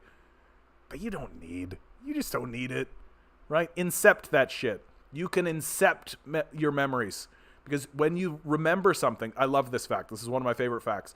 When you remember something, you're not actually remembering the event. You're remembering the last time you remembered it. So if something happened 30 years ago and it's like haunted you, you've like remembered it and remembered it and remembered it and remembered it, you aren't actually remembering the thing that happened. You're just remembering the last time you remembered it. And what can happen through time is that the memory can change. And there have been times when people have been like, no, this happened. I remember this happened. It was an important event. I remember here it was. And people will be like, but here's the hard evidence. Like, here's a photo of it. And they'll be like, no, that's not what it looked like. It's not what it was. It was different. It was changed. And that's what the Mandela effect is, right? People are like, oh, man, there's been a time quantum shift. Remember how this used to be like this? No, it's just your memory changes things over time, right? Because you don't remember the thing itself. You remember the last time you remembered it. And so what that means is that you can intentionally incept yourself. So when you remember something, and if it's something you hate, so let's say you had a traumatizing bumper car event, right? You the next time you remember this event, you can incept it with something that's delightful, fun, or interesting, and it doesn't need to be logical. That's the best part about it. It doesn't need to make coherent sense. You don't need to try to make a story out of it or something. It literally can just be like a funny image of a clown that makes you smile, straight up. And that clown is just there while that event is happening going, ho, ho, ho, ho, ho, ho, and that makes you laugh, right? And so the next time you remember it, you're going to remember the event, or the event as you remembered it, but with this clown, right? That there's going to be a clown involved in it. And so it's much more difficult to take it seriously. And over time, you can add more stuff or change it or do whatever you like to it. Because the next time you remember it, you're going to remember the event plus the stuff you've added on. So you can incept yourself. You can do it on purpose and you can do it intentionally. So anytime you have one of those memories that pops up, that makes you feel bad about yourself, that is like you're grown up now and so you feel stupid about the thing that you did, well, you can just incept dumb shit in there, right? I do it to myself all the time. And I highly recommend that people do this because it makes you feel better about yourself. It makes it, and it helps you get over stuff a lot faster. When you do stupid things, when you put yourself out there, get rejected, when bad things happen in your life, you can incept yourself. I highly recommend you do it because it makes life easier. It makes dealing with life so much easier. Make your life much easier. Life should be easy. You should just be able to have a place to live. You should just be able to eat some food and then go take a poo and sit in a field and do nothing at all and have nobody give a shit about that at all. That should be life. Life should be fine. Life should be easy. But it's not, because we've got these losers, these loser capitalists who are born into their position being like, I'm here because I'm super smart. And you just like bop them. Just like bop them in the head. Just like a little bop with a cardboard tube. Boop. Yeah. Midnight Rose says, don't even mention demolition derbies. We literally get together to watch people ram into other people's cars. And I, for one, love it. I've only ever been to one demolition derby in my life.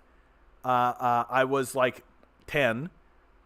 And it was like a monster car demolition derby thing. And about 20 minutes in, I was like over it. I was like, okay, cool. Like, the guy came out. He's got his monster truck. He ran over the cars, right? He did some things. And then another guy came out and basically did the same thing again. Okay. And there's, 2 more hours of this? 3 more hours of this? And so I just started wandering around the arena we were in. I bought some cotton candy. And then I found like a little play area that was meant for toddlers, but there was a computer in it, and so I just played on the computer. Because I'm just straight up, I just cannot imagine sitting there Like, I'll watch like 5 minutes of a monster car rally. But after about 5 minutes, I'm like, yeah, okay. Like, got it. I feel the same about fireworks. Like, I didn't go see the fireworks that happened literally down the street from me. I could hear them, obviously, but I don't go see them. Because I'm just like, yeah, okay. Oh, wow, look how powerful the state is. Oh, wow, this is what the state does in order to indicate its pleasure. Imagine what it would do if it turned against us. We get the point. You're all powerful. The state.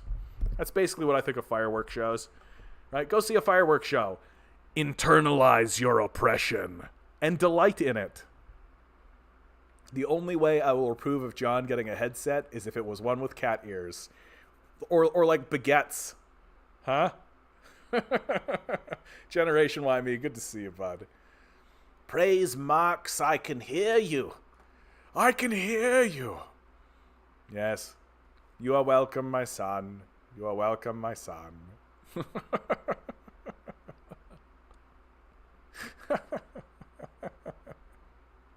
Yeah, they're like that guy from Office Space who got hit by a car. Yeah, awesome. Good for them.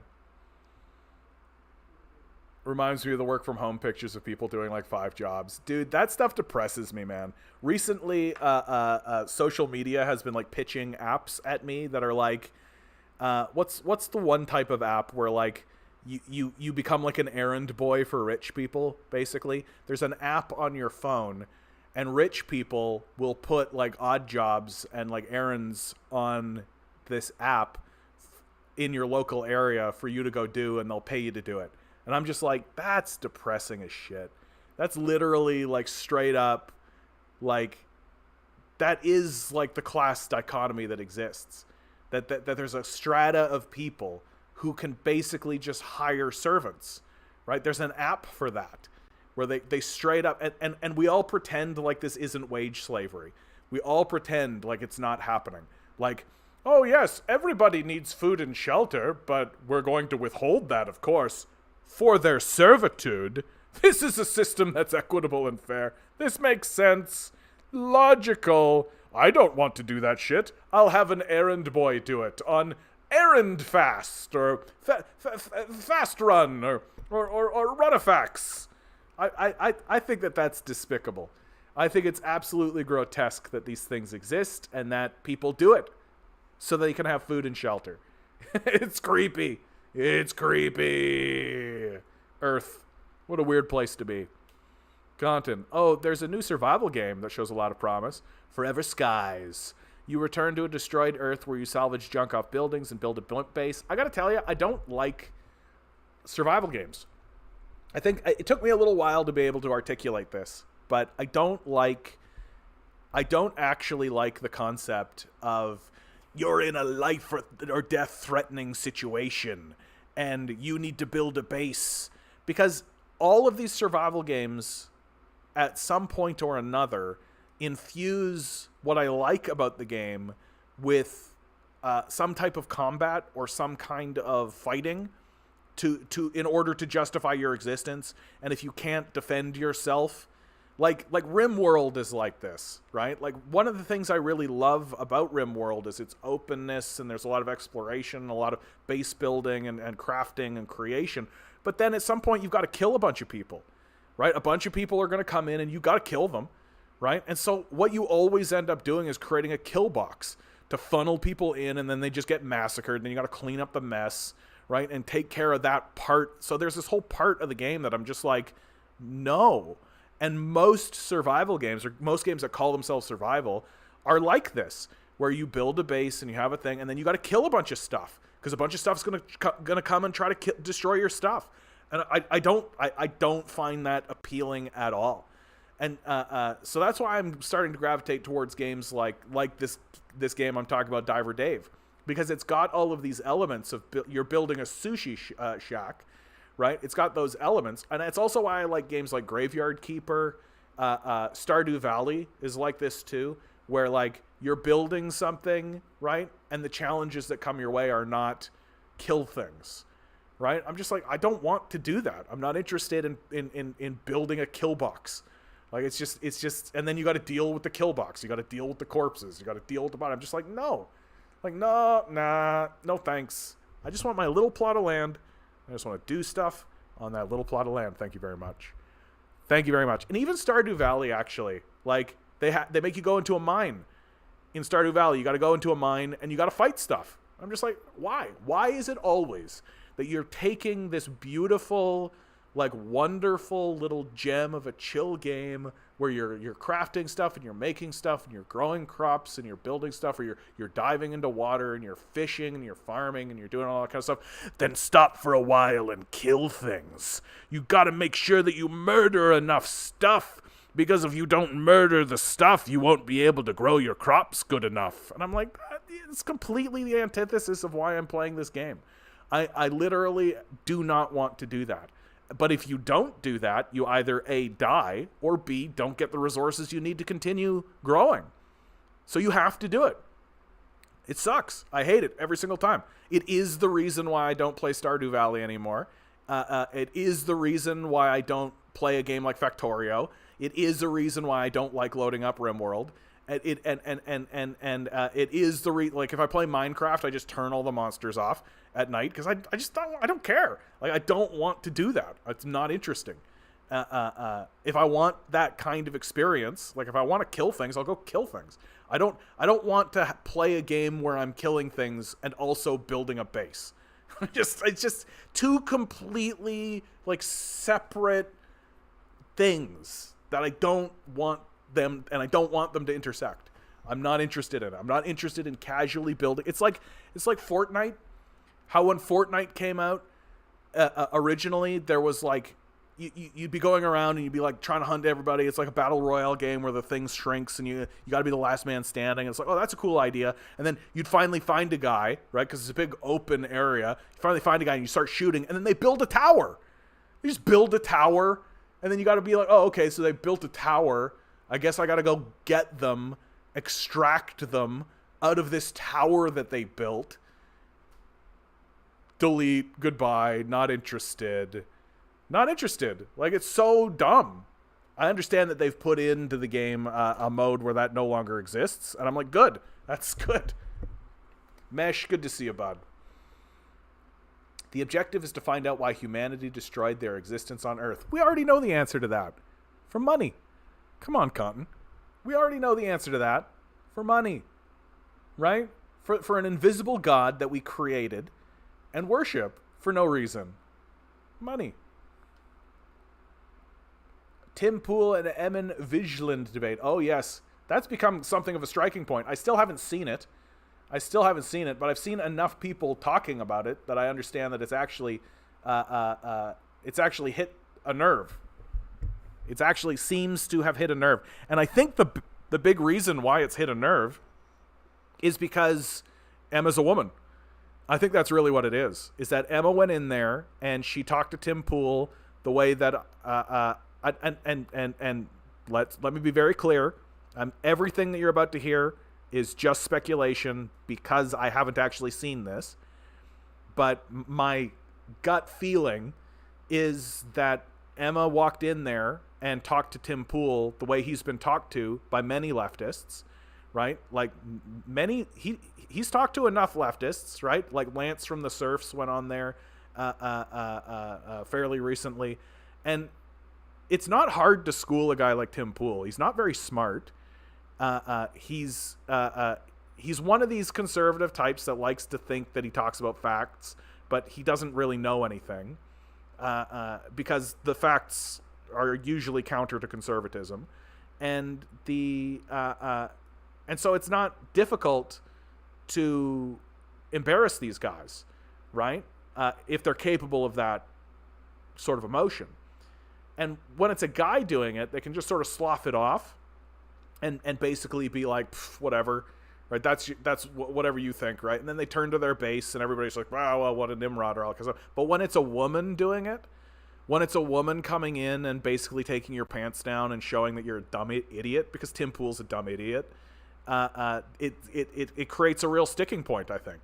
So I bet you anything that if I actually did sit down and watch this conversation or debate or whatever you want to call it between these two, I would be like, yeah, that's like every single time a leftist talks to a conservative I've ever seen in my life. What's different here? Oh, Emma's a woman. That's the difference. That's probably what I'm going to walk away from. Tinker, good to see you, my man. Guten Tag, comrades. Midnight says, I was scared of cars for a long time because I ran myself over when I was young. There's a story there. Holy cow. I once jumped off the roof of a moving vehicle. That was fun. Really banged up my knee. It still creaks. Tinker says that scum won't pay his Google Cloud or building lease bills. He's worth over $230 billion today. Let that sink in. Yeah. This whole, hold on. You know what? If I'm going to talk about this, if I'm actually going to talk about this, I got a meme. I didn't want to bring this meme into it, but you know what? I think this is a good meme. Let's do it. I really do genuinely think that for him, Twitter is a toy. Like, that's it. It's just a toy. Like, I think that this image here really does sort of capture how pathetic Elon Musk actually is as a person. Like, I don't think that he has any kind of grand plan or initiative or anything like that. I think for him, Twitter is a toy, and the problems that Twitter manifests for him are not really problems. Like, he must be aware that eventually this toy will break. Like, he must be aware of that. But it doesn't really matter to him. There's no real consequence for him in this. The whole Twitter fiasco has been quite revealing, frankly, of who he is as a person, which is a pretty virulent racist, obvious transphobe, pretty psychotic, frankly, like pretty psychotic, and which just sort of reaffirms basically anything anyone has ever had to do with him has said, right? Like, the people that he has been in relationships with have walked away being like, this guy's a psycho. The people who have worked for him have said that they've had to manage him, that he wasn't very useful most of the time, that he's basically just a walking bag of money that treats everybody around him like they can be bought, right? He's commodified his own life. Like, that's the part about Elon Musk that I actually find to be quite pathetic, quite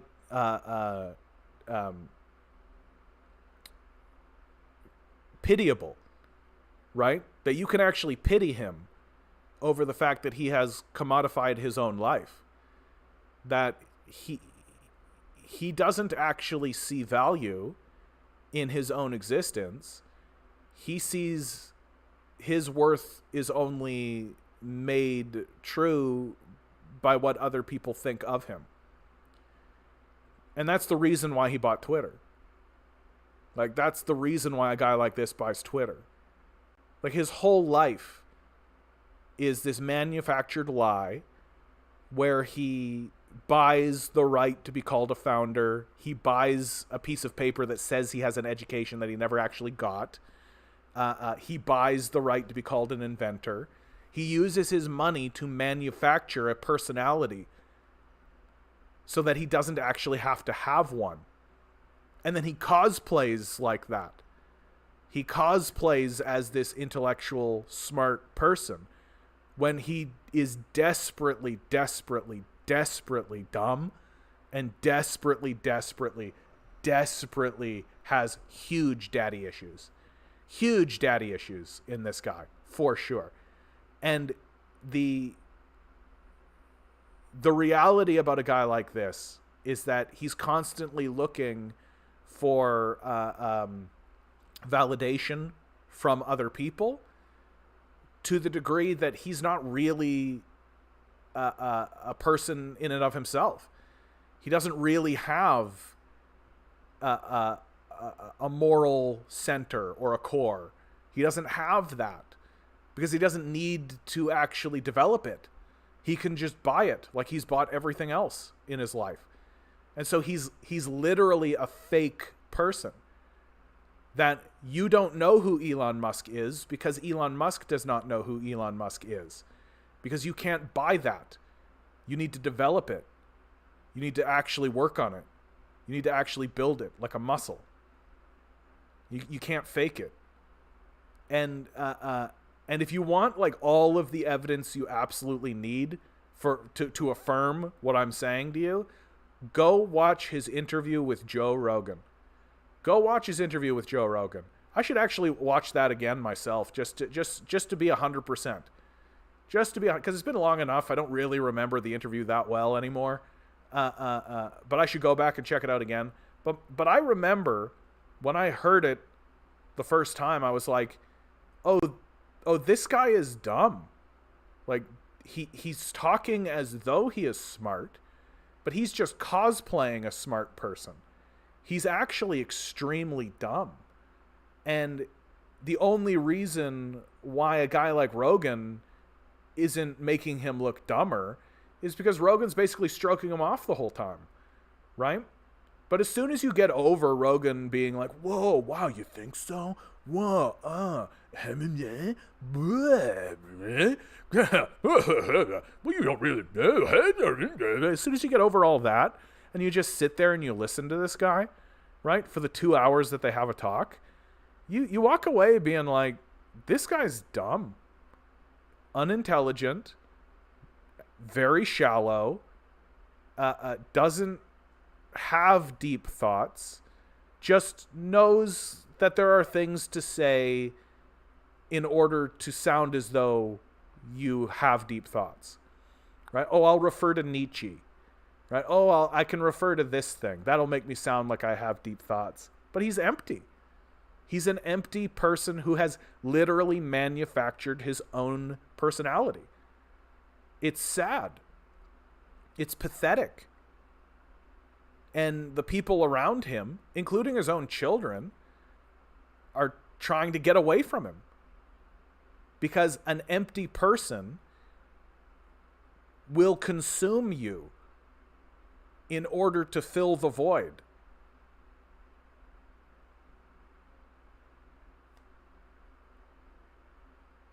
We've got to tax the shit out of these people, man. Like, not just for the society, but for them. That the type of people they become are people who should not exist. They should not exist. These empty, soulless, robotic, skeleton flesh vessels. They're just non-people. They have nothing to them. And in the moment Elon Musk dies, like this is the saddest part about him, is that for all his grandeur and for all his pomp and for all his wealth that he spent filling the society with his face and his name, getting into Marvel movies, doing all this kind of stuff, getting people on Star Trek to say that he's a super smart guy, like all of this stuff, for all of that, the moment he dies, people will instantly forget about him. And it will be instantaneous. He will have no lasting power on the culture. He will not be referred to in literature. He will not be remembered, and he will not be thought of. That all that will stand of Elon Musk is like little plaques and a tombstone. And the rest of him will just blow away in the dust. Like, it's a sad, sad, sad, sorry existence. And we should tax these people to free them from the prison they create for themselves and give them the freedom to explore the world the way it's meant to be explored as a human being.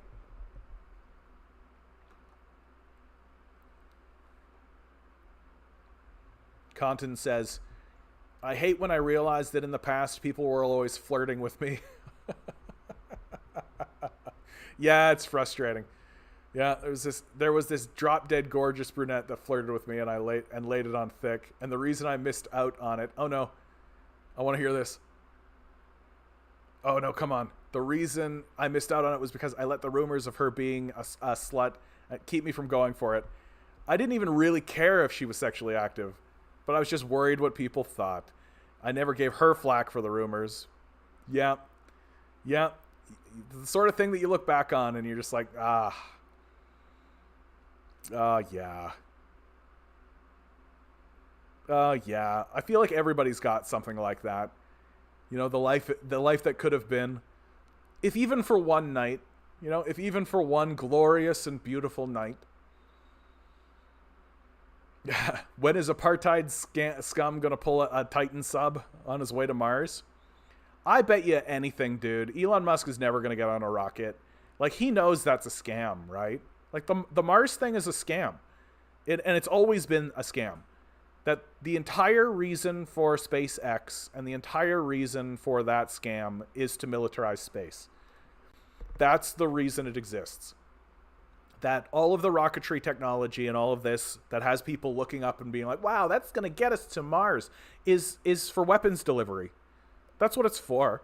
It's so that the United States can get a tank anywhere on Earth in less than an hour. That's the whole point. Is so that they can have like a fort in the middle of a factory just churning out tanks, and then they can get them into rockets and shoot them and put them in the Middle East in less than an hour, so that they can reinforce positions and do that kind of stuff. Like, that's the point.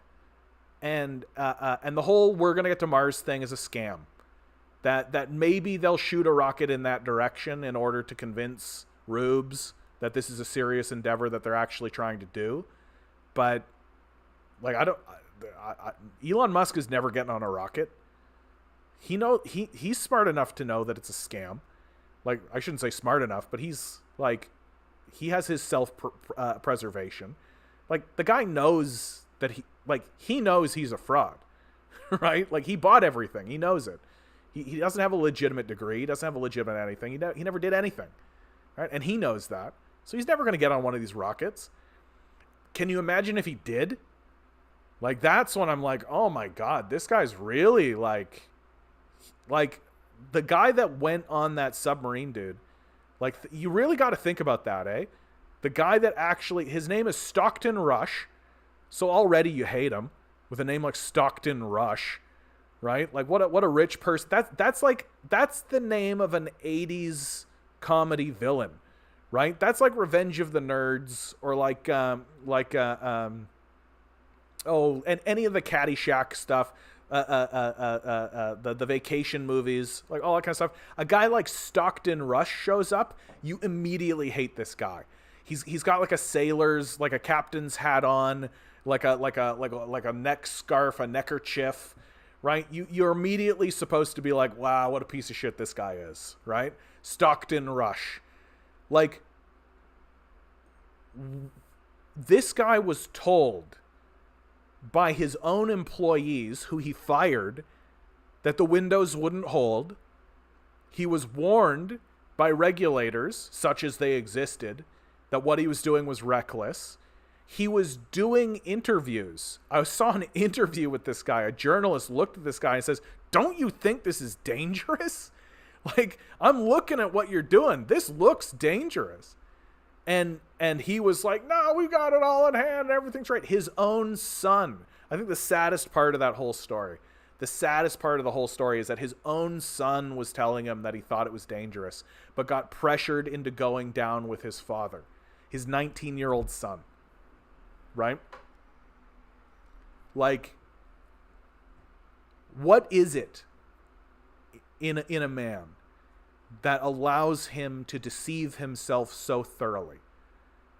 What level of arrogance and hubris exists in the consciousness and the soul of a man like this to convince him of his own invincibility to the point where he believes that he can make a tube controlled by a Logitech remote control and successfully take it to the bottom of the ocean?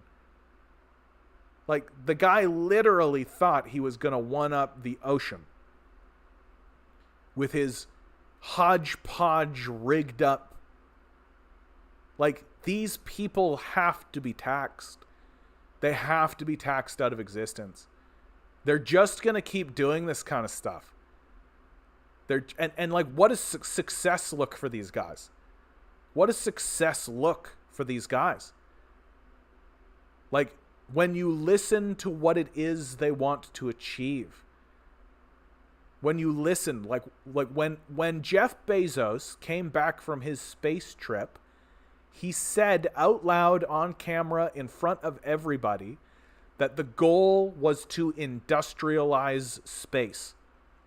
It was to take industry and put it up into space so that they could pollute as much as they wanted, and that all the pollution would go into space. Even if that was 100% successful, the process of doing it would destroy the planet completely. And they don't care. We have to tax these people out of existence at the barest of minimums.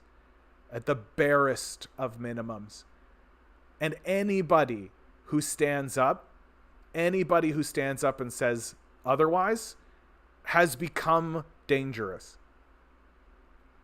These people are on a path to destroy the earth and the species.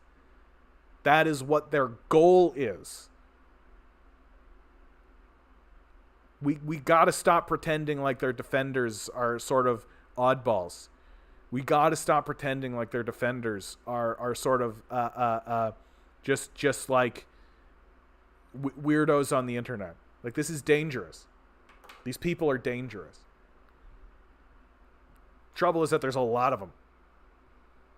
And they think that their kids should join the Ku Klux Klan instead of being gay. Wah.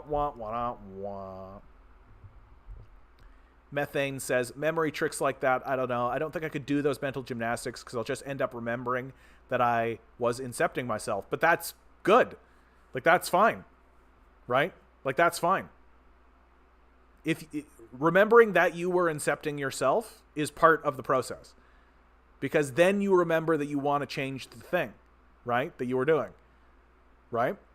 And now you're no longer thinking about the thing that made you feel bad. Now you're thinking about the fact that you wanted to incept yourself. Right? So you've already changed your relationship to the memory in the first place, simply by remembering your intention to incept yourself through the attempt to incept yourself in the memory, which is the whole point. So maybe you don't successfully suddenly have catharsis with it or are suddenly okay with it, but you're no longer thinking about the thing that makes you feel bad. You're thinking about your intent to change your feeling towards the thought, which is already a win. So you should do it. I highly recommend it.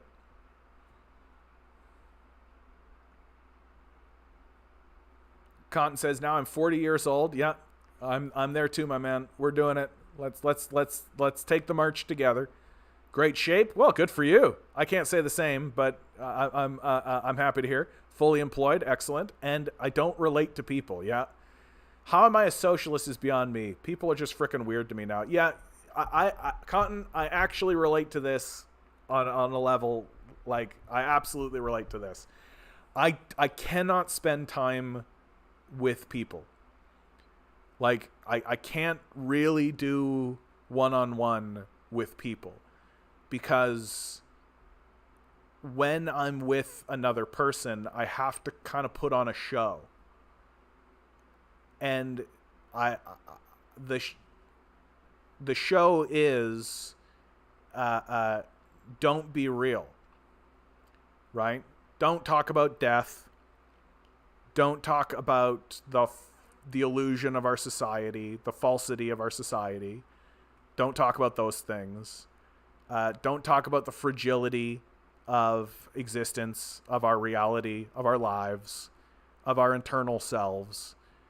Don't talk about the lies and the illusions that we create for ourselves. A big reason why I do this is because if I don't do this, it begins to manifest in my life, and I begin to talk to people about these things, and it's not fair, and it's alienating, and I've come to see that it's alienating, and I have memories of relationships that I've lost, and how people keep me at arm's length and keep away from me because I want to have these discussions, and I need to have these discussions, and I need to talk about these things with anybody and someone. And so this relationship is better because it gives me you guys can leave at any moment. You're voluntarily coming in here. You're attracted to me, right? I'm just sitting here doing it. You're coming to me. You're attracted to me, and so that means that it's not alienating. That life has alienated you enough that I can't possibly alienate you any further, and we can find catharsis in that together. And so instead, what I have to do when I'm with people is become very mundane and delve into things that are boring, irrelevant, nonsensical in lots of times, and that don't really have any purpose or merit really of any sort. I find myself one of the things that I've really decided to do is mainly just listen. Mainly just listen, because I don't really want to have inane conversations about movies that suck. I can't even really tell people that movies suck anymore. Like I can't really even, because when I start telling them why I think the movie sucks, I get into these big, larger conversations, and I can see that they're just like, dude, I just wanted to see people in nice costumes, you know, like the new Hobbit stuff was great because they were in Hobbit costumes and they went and did Hobbit stuff, right? Galadriel said a thing and it was very inspiring, right? She was so pretty, right? And I just can't bear to say to people, to their faces, certainly, that like this was a cynical ploy to get money from you and it completely worked. Like this was bad. This was not good. It was like a paint by numbers reflection of a masterpiece. That The Lord of the Rings is a masterpiece. It deals with deep themes and issues of power and friendship and love. And the classic fight of good versus evil. And the new stuff is just like the people you recognize going to places and doing some things. That's really what it is. And so I find that I just need to sit there and mainly listen. And maybe ask a question here or there in order to see if there's anything deeper, right? To see if someone will go a little bit deeper. But the truth is that most people want to stay in the shallow end. Most people are happy staying on the shallow end or staying on the shore. And most people are happy doing that. Looking at the pretty things and spending time doing that. And I have come to, when I was younger, it made me angry. It made me frustrated. And now I've come to a point where I say, no, that's fine. That's completely fine. And we should leave those people alone. They're perfectly happy. They're living a perfectly fine life. They want to smell the daisies and look at the clouds. They want to watch Big Brother. They want to watch soap operas. They want to skim on the surface. And that's completely fine. That's completely fine. I can't do that. I can't do that. And that's not to say I don't have my own sort of indulgences. Recently, God help me, I have started playing League of Legends again. God help me. Why I have done this to myself. I can't even begin to express why I'm doing it, but I am. And there's a disassociation to it that I think I find quite enjoyable. There's also a constant sense of improvement. I feel like there's something about a challenge that each game is its own contained unit, which I find very appealing. You can sit down, just do one kind of thing, and it's its own story. It has its own experiences, and that's great. But I can't do only that. I can't just be only that, right? That if that was all I did, and if that was the type of thing that I was doing, I think I would go mad. I think I would go mad. And I can see times in my life and in my past where I did go a little mad. Like a little mad. And it's because I wasn't expressing, or I wasn't able to express the things that I express here and now. I didn't have that outlet. I didn't have that ability to freely say and freely talk about the nature of our existence. And I have found that it has made life much easier. It has made life much easier. Because once I spend 3 hours, God all told, like I do this three nights a week. I'm doing 3 hours, 3 nights a week. So that's 9 hours a week. That's a good week these weeks. I've been sick and I've been missing stuff. I apologize for that. But on a good week, 9 hours a week. So after I do that, I just don't feel like I have to do that with other people, right?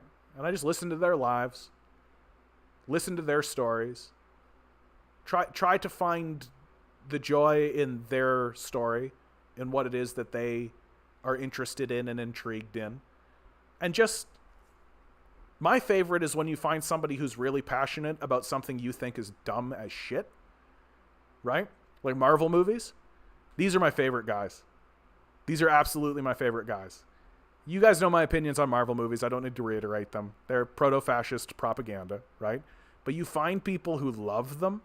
And I don't mean that they're like, yeah, I saw that movie. It was great.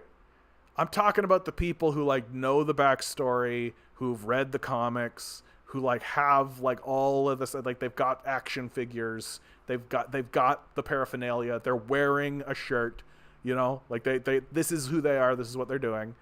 And you just sit back and you just listen to them. These people are great.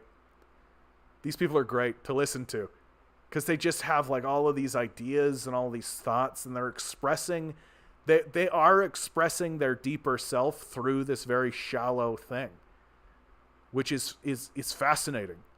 It's fascinating to watch. And in some cases it like grazes up against like a religious zealot. It grazes into that territory. Where you listen to these guys and you're like, oh yeah, like the Calvinists make a lot of sense now. I really get these guys now. Looking at this guy, I'm like, yeah, I could see somebody taking like the Bible and basically becoming one of these guys.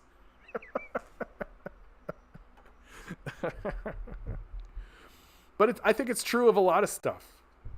Like when I was younger, I have a friend who she would get talking about gardening. And when I was younger, I would kind of just like tune it out. Because I'm like, I don't really care about gardening, right? I'm a kid, basically. And as I've grown up and anytime I spend time with her, she gets talking to gardening and I just listen. And more I've come to see that like, oh wow, this is actually really something. This is really, really cool, actually. And you listen more and more and you learn a little more and you find out a little more. And as she finds out something, then you find out about it, right? And even though I don't garden, and I might not ever garden, although I have done gardening because of her. But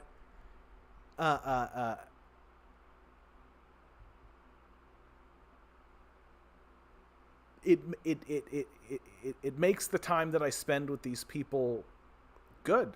And I think that they really appreciate it because I have turned into the person that they get to talk to about these things.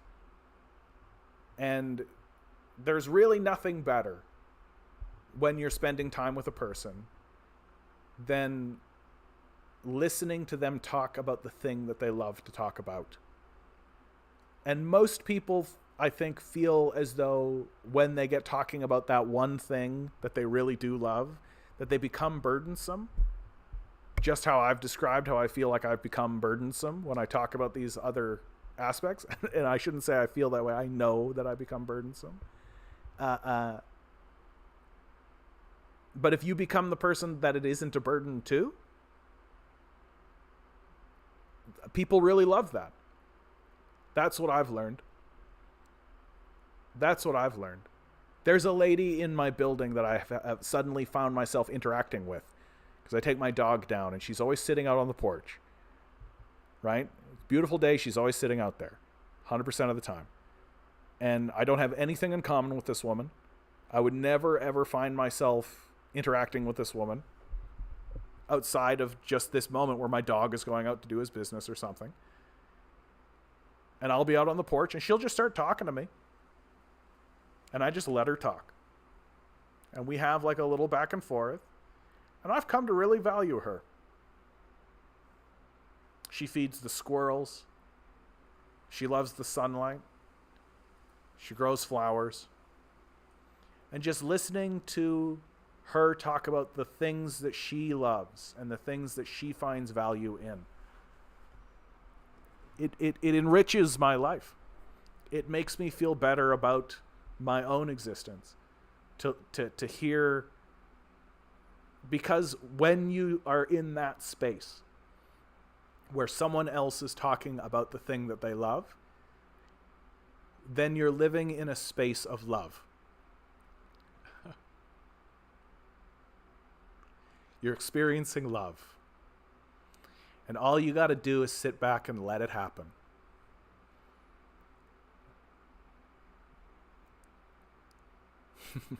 That's the best part. And so I have come to find that being with people is easier now. Because I'm not projecting myself outward onto them. I'm allowing them to project themselves onto me. And every single time, all they want to do is love. All they want to do is love. And instead we go to work. I don't know why we do that. For what? Gotta sell snacks, I guess. Gotta shuffle those papers around. Right? Anyway, that was a bit of a diatribe. Oh, man. I feel like I've been sick for so long that I've got so much of this energy stored up. That's what it is. I feel like there's a lot of this like existential energy stored up that I haven't been able to express. Oh. Cotton writes, Subnautica was like that. Oh, there is no fighting in Subnautica. I thought that there was fighting in Subnautica. There was fighting. You had Leviathans that you had to avoid, but if you wanted to kill them, you had to get creative because you don't have actual weapons. You just have tools. Oh, okay. That turns it into a puzzle then, right? Like that I like, right? I like one of the things I really like about Legend of Zelda is that the boss fights are like that, where it's not like in a game like Dark Souls, the boss fights are don't get hit them, right? And you either hit them with a big sword, a little sword, an arrow, or a spell, right? Those are your options, but it is mainly dodge attacks, hit them back. Legend of Zelda is better, or not better, but I like it better because the boss is a puzzle. That there's a puzzle to be solved, and it's usually tied around the item that you found around where the boss is, and so I'm rather fond of that. To me, that's not the same. It's not combat, you know. It is a puzzle. I like. Maybe I will try Subnautica. Yeah, I'll think about it. Maybe I'll watch some more gameplay. You know, there's also the element of like being trapped underwater, you know? The claustrophobia, like, just you're trapped. I don't want to spend my free time being trapped. That's why I don't play escape room games. I'm like, I'm trapped in a box. I don't like it. Yeah. Methane writes, I enjoy having to fend off attacks in games like Minecraft or Terraria, or the other ones you mentioned. I mostly like the exploration aspect of it all, though. I'm not that into building. I get into it though. Yeah, I'm not that into building either. I played Minecraft one time because my nephew was really into Minecraft. I got into Minecraft too, and all I did was I built like a little cottage and put up some beehives. And then I started building a map. And then he stopped playing, so I stopped playing. But I would be playing, and as I would be building my little cottage and my little like farm area that I was like happy with, he was like building these towers. He would just like build like towers just out of nowhere. He would like disappear for a minute, and we'd be chatting.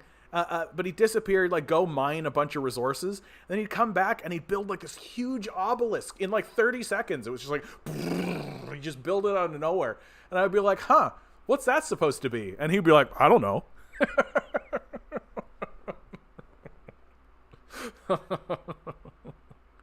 Meanwhile, I'm like, gotta get the wool from the sheep.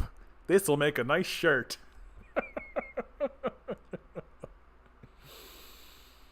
Cotton writes, that debate was terrible. You're talking about the Emma Timple. Yeah, that's the other thing. I just like don't care about debate bro stuff anymore. Like, what started to happen in this quote unquote debate bro culture is that because most of what happens is just posturing and sort of bickering and being dumb, more or less, is that you'll watch like a half hour of this quote unquote debate, which is just childish bickering for the most part. And there might be 30 seconds to 60 seconds of something that's said that's valuable, right? Maybe 2 minutes, maybe out of the whole 30 minutes, right? And the content creators themselves know what those 2 minutes are, right? And so what they're doing now is they're splicing out the 2 minutes and then they're putting them up on TikTok and YouTube. So I'll just watch that. Because if there's anything of any value whatsoever that comes out of this, well, you're going to show me what that is. I don't need to watch 30 minutes of this stupid, like, ridiculous nonsense with like the snide comments and the backhanded statements and all the posturing and all the ridiculous, and then the over talking and all of that kind of stuff. No, there's like one moment where somebody's talking really fast and they want to get this out and they've got to say this and you're not going to stop me and I'm going to say this, and they're going to do it. And if they're interrupted, they're just going to blow right through and they're going to say what they want to say. And that's the only thing that's worth watching, if it's worth watching at all, right? If there's any value in it whatsoever. And then, but the kind of shame of it is that clip will get shown to the fan base, basically, and pull in people who are already kind of that mindset, but it won't change anybody's mind, right? Because we're kind of past that now, right? Like we're past the sort of changing hearts and minds phase of the society. That's sort of the sad and terrible truth about what's happening, is that people's positions have become entrenched, that they want to fight. I think that's the real sad truth about where we're heading, is that given what you're seeing in front of you, given what's happening in the world today, you know where you stand. Right? Like, you know where you stand. There's not that many people walking around acting confused about what their position is. That you either think that we should live in a diverse society and everybody should be fine, right? Or you think that we need to do some purges, or you're just saying, I'm not going to choose, which is siding with the purgers. And that's more or less what's going on. And those positions have become entrenched, and they're not based on fact. They're not based on reason, if they ever were. That a type of superstition has taken us over. A type of religious fervor has taken the society over. That all we're doing now is trying to find out who's an ally and who isn't. Who is actually going to stand up and fight? Who is actually going to defend? Who is actually going to attack? What side are you going to fall on? That's more or less what we're doing now. And you can see that playing out in France as the streets burn, as they tear down buildings, as they burn down mansions. You can see that playing out now. There are very clear sides being drawn. And that fight, that terrible fight, is where we are heading. And it is becoming unavoidable. Because it's not reasonable and it's not rational. You can't argue someone out of a position using reason that they didn't reason themselves into. That we're all in a terrible hysteria that's based on enormous amounts of emotion. And that emotion is only being permitted one outlet. There is no political solution. And that's been manufactured on purpose. That if there were political solutions, they would be things like give money to the poor, give housing to the homeless, raise people's wages, stop with this wealth disparity, give people access to health care, give people access to education. There are obvious, overt, directly right in front of your face solutions, political solutions that are actionable, that can be done, that should be done. But none of them are being permitted to go through.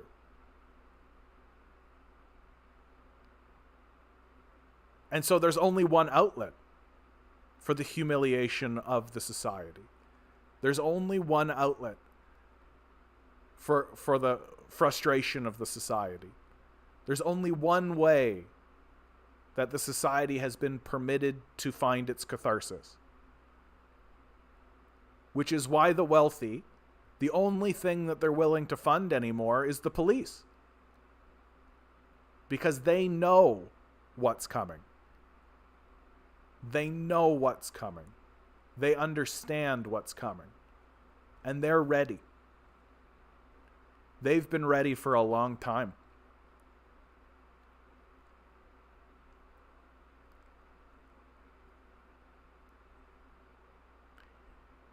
If we were capable of being swayed by debate as a people, if we were capable of being swayed by reason, if we were capable of being rational, if we were capable of it, we already would have done it. A long time ago, we already would have done it. That the hard truth of this place is that we're all scared monkeys with guns. And nothing more. And nothing more.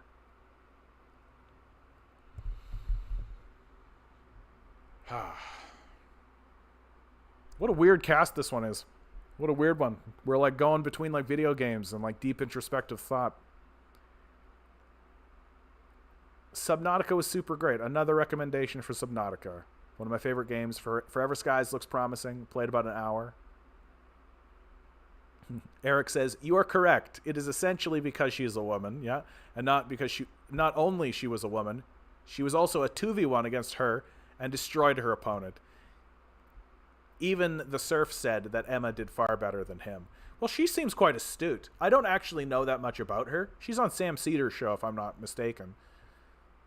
The two parts that are my favorite parts of the debate, Emma outright asking him, why is it that Nazis appeal to his show? And he lost his mind. Secondly, even thought I disagree with her stance. Ukraine, she exposed the double standards that Tim has about as a support of Israel, but not Ukraine. Yeah. Yeah, I mean, it's... big surprise. A conservative has inconsistencies in the way they think.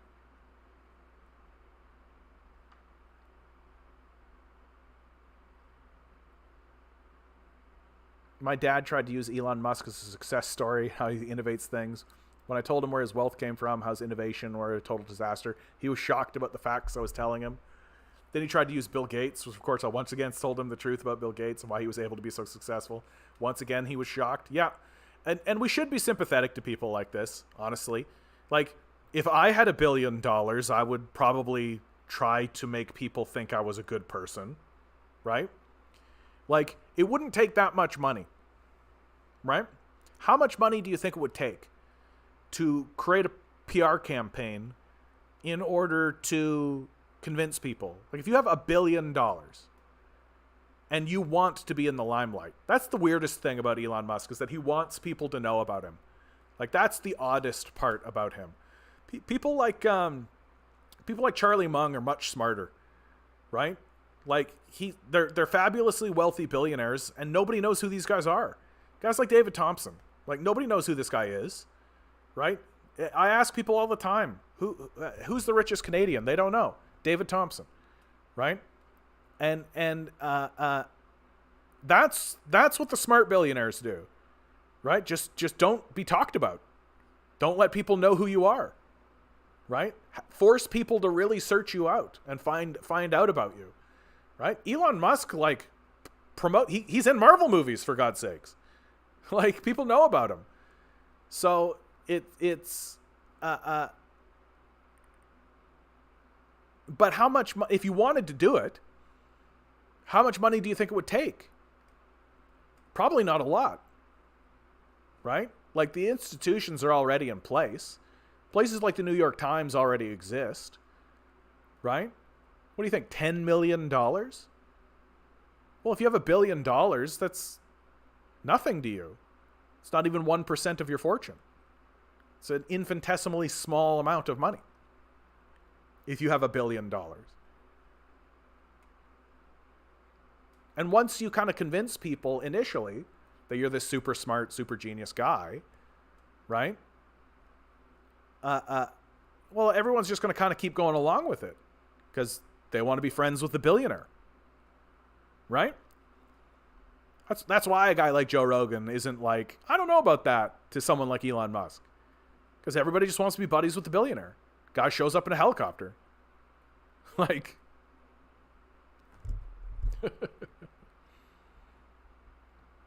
Midnight Rose says, one things I've grown to really hate is asking what someone does for work when you meet them. My work is that I work. I work so I'm not homeless and can eat most of the time. My value as a person isn't or shouldn't be tied to a job. My dreams and aspirations don't involve money. Why is it we spend our time as a slave doing more important than who we are as a person? I'd rather know what someone does for hobbies or what they enjoy doing in their actual life than what the hell they do to live. Yeah, I find that most people will just tell you, right? That we've internalized capitalism so much, and we've learned to value one another based on our employment to the capitalist class so much that it's expected. And so I don't bother because I know they're going to tell me. I would prefer that they didn't, but that's how it goes. And I tend to do exactly that. I just say, like, hey, what do you love to do? What do you do in your free time? What are you drawn to in your free time? What do you spend your time doing? And very quickly, like, what's interesting about that is when you ask that question, people kind of like, oh, you know, and then they immediately downplay, get a little shy, get a little embarrassed, and then they'll say it. They'll say the thing that they like, right? And then you just say something, you just lean in and you just go, oh, that sounds interesting. What's that all about? And then before you know it, you're off to the races. Because as soon as you catch the thread, then they'll pull it. And it's easy. You just kind of got to push through it. That one initial moment of shyness or embarrassment, because everybody seems to be shy or embarrassed. And it doesn't matter if it's fly fishing, video games, doesn't matter. Everybody seems to be slightly embarrassed by it. And the reason why they're slightly embarrassed by it is because it's something they do for themselves. That we've internalized capitalism so dramatically that we feel embarrassed talking about the thing that we do that's unproductive, or that is considered unproductive by the capitalist cult. But as soon as you open the door and as soon as you lean in, it's off to the races. Every time. Every time. SVBG says, I'm attracted to the beard personally. It's really impressive. I got to tell you, dude, this thing, it's just got a life of its own. I don't do really anything to it. I'll put in some like cream every so often, and I'll like shampoo it when it gets itchy. But for the most part, this is just it, living and breathing and doing its own thing. I'm as impressed as you are, I think, is the thing I'm driving at. Is that I didn't try to do this. It just kind of happened. And initially I would grow it, and then it would get so itchy that I would have to get rid of it. But then my sister recommended this shampoo, and that eliminated the itchiness. So I was just like, let's ride the rainbow. Let's go. I think I am going to trim it on the sides. I'd like it to be more narrow. I think it's getting a little too Bushman out this way. But outside of that, I think I'm just going to let it keep living its life and keep doing what it wants to do. And yeah, I want to see how long it's going to get. I'm impressed how long it's gotten. Like, am I getting into ZZ Top territory? Is that where we're going, guys? We're going to hit the ZZ Top? We'll see. Maybe I should get one of the hats. And I've already got this thing. Oh, I should show you guys this. I went and bought a pipe. Huh?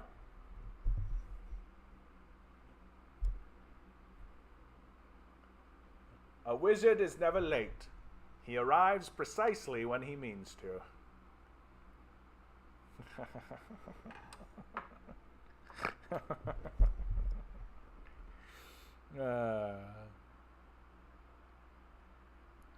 Hey, Mr. Moon, how you doing, bud? The sub incident perfectly represents the entirety of capitalism.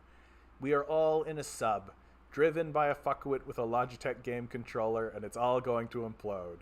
We all live in a yellow submarine. Ocean Gate submarine. Doesn't quite work. Cotton says, I think... Oh, sorry. Midnight Rose says, I do the same thing too. I find myself being mostly quiet and just listening because most people don't want to talk or hear about what I have to honestly and genuinely say. Yep. I think that that's really the truth. Like, it... Well, and I think it's good to acknowledge, Midnight, that that what we're doing when we're doing this kind of thing is an expulsion. There's a catharsis, right? It creates a catharsis. And I think that's what keeps drawing people to me, and it's why I do it, is because it creates a catharsis. It releases energy outwards. And I think what we're doing here is a more healthy way of doing it because it's releasing it into the universe, right? Into something that is sort of nebulous, into something that is that we sort of hope goes somewhere, but has we are releasing a negative energy, and it is a negative energy that has built up within ourselves. And it is the truth, without a doubt, but it's not a positive energy. It's a negative energy, without a doubt. And so putting that onto somebody else is a burden. It's unfair to them. And it is a burden. If they're not seeking it out. That it's difficult to have these thoughts and have these emotions and have these realities inside of your consciousness, which is why it's got to be expelled. It's why we seek the catharsis. But for somebody who has none of that, as they say, ignorance is bliss. For somebody who has none of that, who is just living in that kind of space, and isn't seeking it out, and isn't really doing anything to be harmful, just let them be. Let them be. Because it's difficult. I think one of the things that I think we all have to take a little bit more credit for the people who are genuinely even existing in this reality, even existing with the fact of the existence that we live in, right? That it's difficult. And if a person can make it through this life without that burden on their shoulders, more power to them. All the better, in my opinion. All the better. As long as when push comes to shove, when the battle lines are drawn, I know that they're on my side, then that's good enough. That's good enough. Compton says, I kind of think Western culture is kind of shit. But for real, I don't have any better ideas.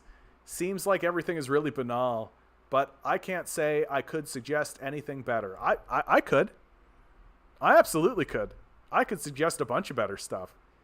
Absolutely. Right? The reason why our society is so banal is because the arts were destroyed. I'm going back through the writings of Chris Hedges again, and I'm going through Death of the Liberal Class. And he goes through the intentional destruction of the arts in the United States through the McCarthy period and the blacklisting period. And and how the United States actively destroyed artistic programs. The federal government defunded purposefully artistic programs. A similar thing happened here in Canada, very recently even. The year I graduated from theater school, arts funding was cut across the board in Canada, in some places as much as 80%. And so there's been a purposeful assault on the arts.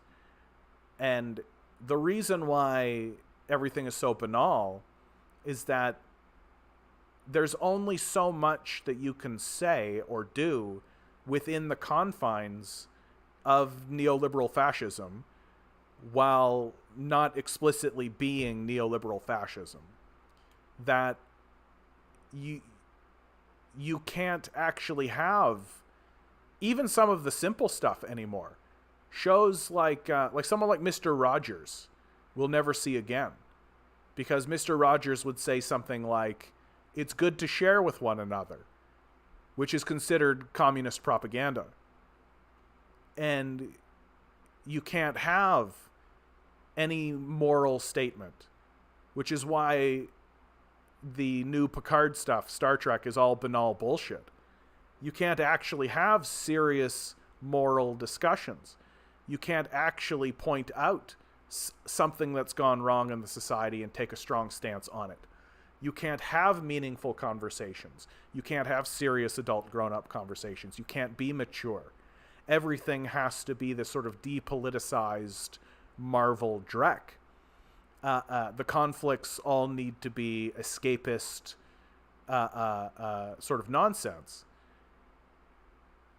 You're never actually allowed to confront in any kind of meaningful way the real issues that we all face every single day. And you're certainly not allowed to have a multi-million-dollar organization creating artistic statements in order to articulate the things that we all intrinsically already know.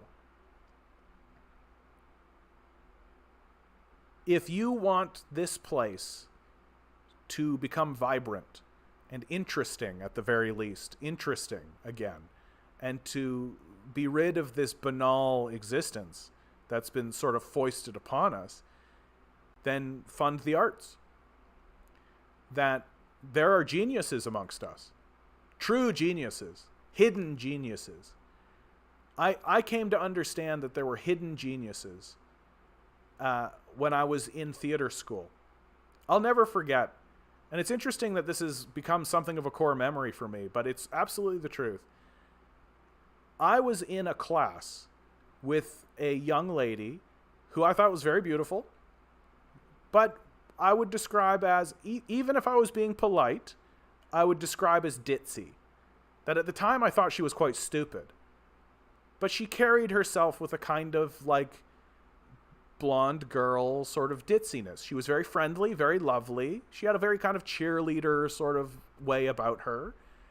A ditziness. I don't know how else to describe it, really.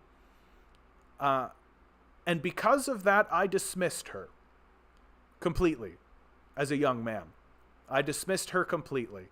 I thought that everything she was going to do in this class was pointless. Because what we were doing is we were creating art pieces to show to one another and then critique. And of course, looking back on that, as I realized as a young man, I was more interested in tearing down than building up. A hard lesson to learn. But I will never forget that this young lady, who I had dismissed as stupid and ditzy, did an art piece in front of us that was, in a word, perfect. It had, it made me laugh. It made me excited. It made me feel like she was putting herself in danger. It made me, it didn't make me cry, but it made me feel very sympathetic and sad. It ran the entire gamut of emotions. I found myself rooting for her. I found myself believing in her. I found myself falling in love with her. And at the end of it, I didn't understand it at the time, because that's how life is. You're sort of swept away. But as I have constantly found myself going back to that, I have come to understand that I was in the presence, and I had the absolute pleasure of being in the presence of a true artistic genius in the body of this ditzy young girl. They're everywhere. They're among us now. You likely know them. You likely interact with them. They just don't have money, and they just don't have time. And there's a reason for that. There's a reason they don't have money. And there's a reason they don't have time. Because if they had time and if they had money, the first thing that any thinking, breathing, feeling person would do would be to make an art piece about the number one impediment in their life, which is absolutely, without a doubt, the system of capital. And the capitalists know that they cannot tolerate that. They cannot tolerate that. They know what that could do. They know what it will do. And so instead, they have to dangle keys in front of us. Give us this depoliticized dreck that essentially amounts to proto-fascist propaganda, and in some cases just directly fascist propaganda. That everything needs to be dark, gritty, hyper-real. Everything needs to be expressed through the lens of a total reality. That there can be no such thing as magic for magic's sake. That the magic must be explained. Because everything must fit at all times within the confines of the hyper-reality of capitalism. You are not permitted to imagine anything outside of it. Even if it's total nonsense. If it exists outside the framework of the understanding of capital, it must be expelled. It must be destroyed. it must be smothered in the cradle. It must be. And so to the artists who are out there listening, should you be, create your art. Even if you think it's bad. Especially if you think it's bad. I had a theater teacher say to me one time when I said, I feel like everything I'm creating is shit. She said, then shit. If you did not shit, you would die. Shit. David Mamet said that if you're not willing to make something shitty, you'll never make anything great. That the true rebellion against capital, exists within the arts, exists within our expression, our artistic expression, our non-rational, emotional expression of the arts.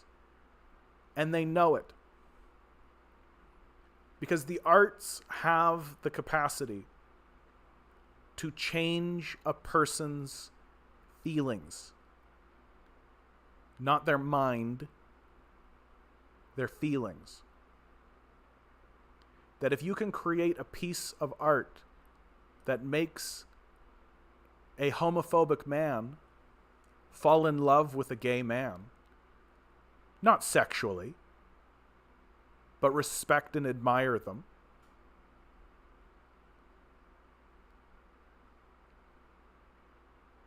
then they'll bring that into the world around them.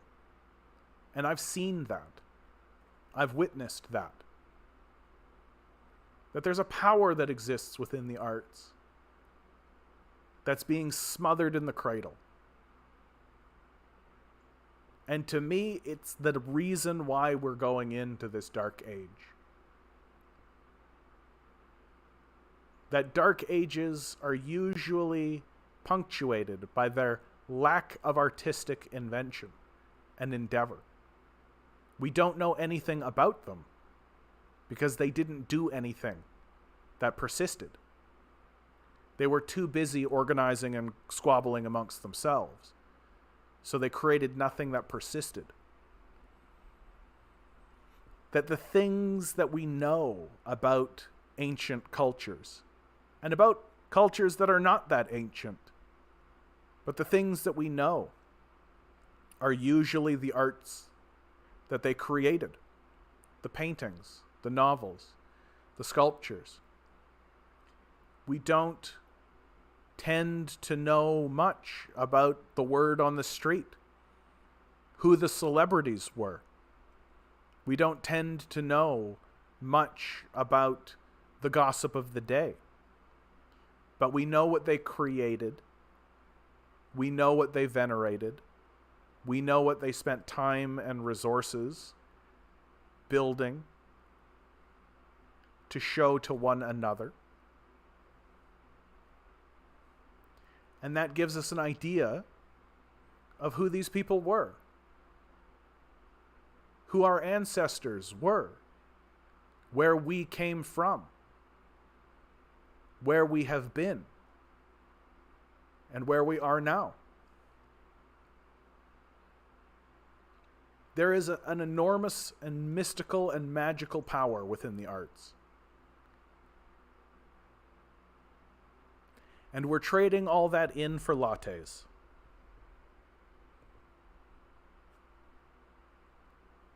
Why is the society so banal? Because we'd rather drink a cup of coffee in the morning. And that's the God's honest truth. Your artists are working at Starbucks. They hand you a cup of coffee every day. When Doug Ford drives through to go get his Timmies, the person that hands him his little muffin and his coffee is that ditzy young girl. That artistic genius who has rent to pay. And the capitalists aren't buying.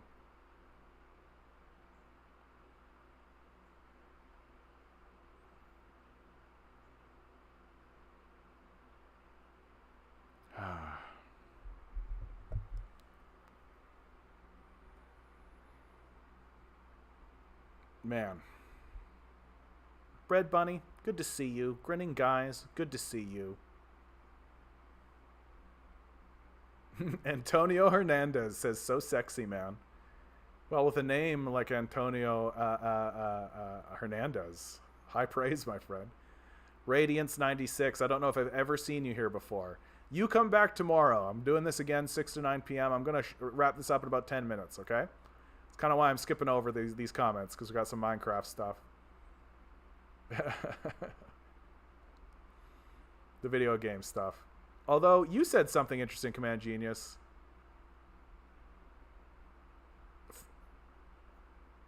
Minecraft was made by a Nazi, has anti-Semitic tropes and sub-themes inside of it. For example, look at the village characters. They portray the stereotypical Jewish figures. Brutal. Brutal, dude. Just leave it to some basement-dwelling Nazi to make Minecraft. Minecraft! Oh, jeez, of course.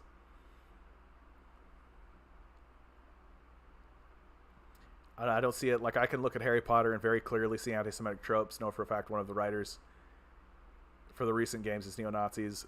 But Minecraft, yeah, nothing surprises me anymore, man. Like, learning that Salvador Dali was a fascist, I'm just like, okay, it's over. Everybody's a fascist. Like, at least they're not pedophiles, right? At least Salvador Dali wasn't having sex with little girls the way like Tom Hanks was. So what I learned from the debate about Tim Pool is that he seems to be deeply, deeply invested in being misunderstood. If you can be constantly misunderstood, you can be whatever's convenient. Yeah. And then insist you're constantly misunderstood to cover his ass. Yeah. Well, I do somewhat respect the position that Tim Pool has found himself in, right? It's very, very attractive and appealing to play to a base, right? That it's attractive and appealing for somebody who's doing this. And you can see this quite a bit, I feel, with someone like Jimmy Dore. That Jimmy Dore, I've become somewhat critical of, even though I feel like he does do good work, and there is stuff that he reports on that I really value. I do definitely think that he's started to play to his base a lot more, because he understands he's running a business, and he needs to make money. And a way to make money and a way to get business done in this kind of thing that we're doing is to tell people what they want to hear. And I think that if you're a guy like Tim Pool, who has done quite a bit of that, in my opinion, playing to his base, telling people what they want to hear, there is kind of an aspect of it where he doesn't want to admit that he's attracting Nazis. He doesn't want to admit that he's becoming part of this fascist system, that he's inflaming the fascist issue. He doesn't want to admit that, right? Because I don't think he's thought about it that far. That for him, I think it's just, oh, my base is saying this, and this is what they're putting forward, so I'm going to say that back at them. And you can do that for a while. But eventually, something will spit out of it. And for Tim Pool, the thing that's going to spit out of it is that he's going to be surrounded by Nazis who think he's a really good guy. And he's not going to be happy about it. I'd be surprised to find out that Tim Pool would be happy about that. But that's what's happening.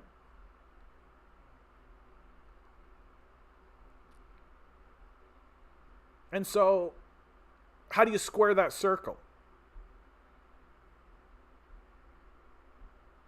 I don't think you do.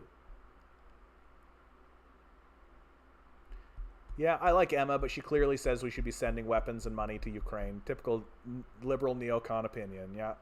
Yeah, that's something of a deal breaker for me. Like, I think once you know the story of what happened in Ukraine with the coup in 2014 and then onward, and the more details I find out, the worse it gets. I think as soon as you find that out, it's like all bets are off, you know? Like, Russia needs to defend itself. It's very straightforward. That if Americans, and if Emma was interested in ending that war, the first thing that they should do is stop fighting. They should stop attacking. Because that's what they're doing. And that's what they've always been doing. That's been the goal from the beginning. Right? Like, am I the only one that thinks it's really odd that a country that literally invaded Russia in the most explicit terms possible, with the most powerful army at the time, and was defeated by Russia, is now part of an organization that exists in order to destroy the Soviet Union? Anybody else find that a little odd? That the country that vomited out the Nazis then joined an international organization that was created in order to destroy the Soviet Union, and then once it was successful, it didn't dismantle itself? Don't you think it's odd that NATO just let a country that was the assailant, the antagonist, the attacker during World War II become one of its major members? Don't you think that's a little odd? Don't you think it's weird that they allowed Nazis, literal Nazis, into their ranks? Not just the country, but people who were in the Nazi party became part of NATO? Don't you think that's a little strange? Don't you think it's a little odd? Defensive alliance, though, right? Yeah.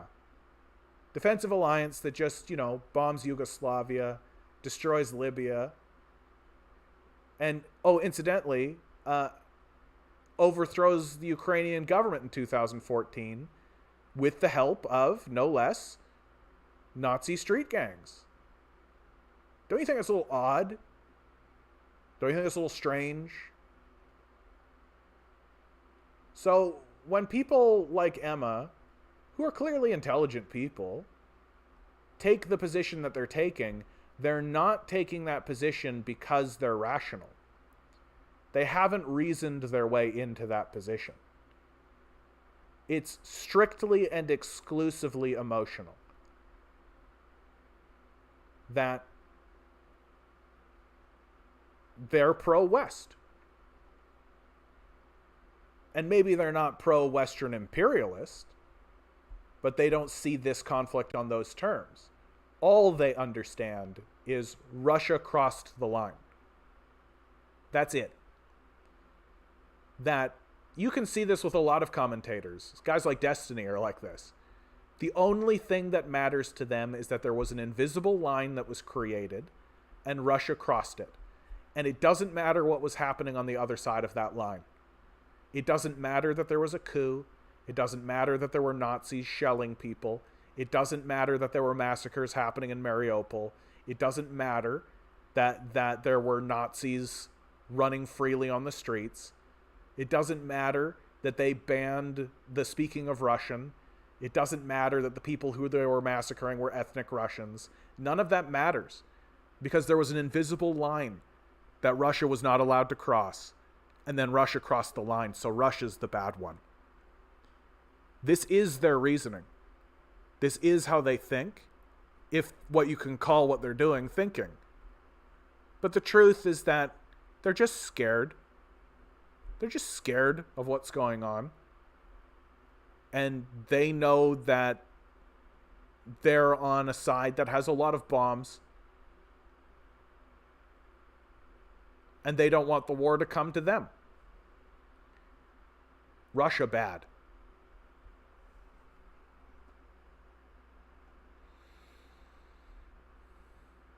Yeah, I've come across people who immigrated from third world and think Canada is not a good place where your salary is $1,800 a month and the rent is $2,400. Yep. Like, the illusion is shattering. Because what's happening is those people are coming here. They're realizing that it's all a fraud. It was all PR, right? That oh, come to Canada, so gorgeous and beautiful. Here's the pictures of our beautiful areas, all that kind of stuff, which you'll never see because you'll be too busy running errands on grab and go or driving an Uber or something. And they're turning around and they're either going back home or they're telling people from back home. It's a disaster for us. I mean, the whole thing is a disaster.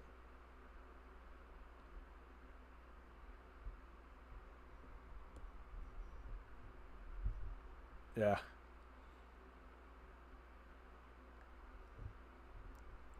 Zelensky keeps saying Russia's rigged the nuclear plant in Ukraine the past few days. False flag time. Oh, God. Honestly, there's so much propaganda. And so and I've said it before, I'll say it again. Everyone's incentivized to lie. Right? And moreover, it's reasonable that everybody would lie. So I don't really ever believe anything that comes out of this. You know? I believe action. Like, when the Wagner group charged towards Russia, at first I was like, that sounds like another bullshit story. But then you could see them. There they were, doing it. I believe action. I believe what people do. I don't give a shit what people say. Because literally everyone is incentivized to lie. You know, when will capitalism end? I'm sick and tired of this system. I mean, the goal for each and every one of us, my man, is to do less capitalism in our lives. That the system is going to end. It's going to end in a tragedy, of course. And the outcome of all of that is completely unwritten. But I don't think we should fool ourselves. I don't think we should sit here and fool ourselves and live in this sort of false positivity and false hope that a savior is going to come. That's not going to happen. That the system of power that exists in this country is more prescient and powerful than it's ever been in this moment. Like, literally, I got banned off of TikTok today by a robot. That's a level of oppression that the Nazis wished that they had. That's a level of propaganda that the McCarthyists wish that they had. And the system of capital will eat itself in all of this. That it's already happening. The wage no longer pays the rent. Soon, regular people will not be able to buy goods. Soon, the American dollar will be not worthless, but much less valuable internationally.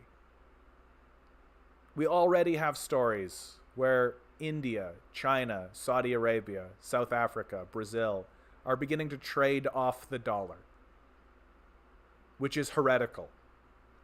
It's heresy. That the game that the Americans have been playing, the system of finance capital that the Americans have been playing, is coming to an end. They are no longer able to exchange fictional dollars they punch into computer screens for goods and services. Things that people actually make and create. And of course, the great irony of it all is that this situation is occurring because the Americans traded away the means of production to a culture that was saying we should seize the means of production. That's the greatest irony in all of this. That the American capitalists failed to recognize that the true power comes out of the ability to create. True power comes out of the ability to manufacture, to make things, to craft things, to create.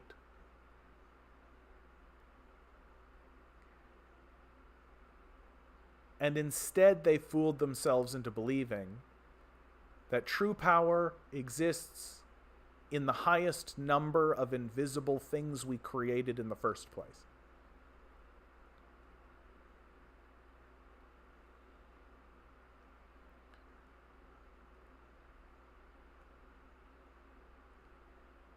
My suggestion is to get yourself connected to a community that is seriously discussing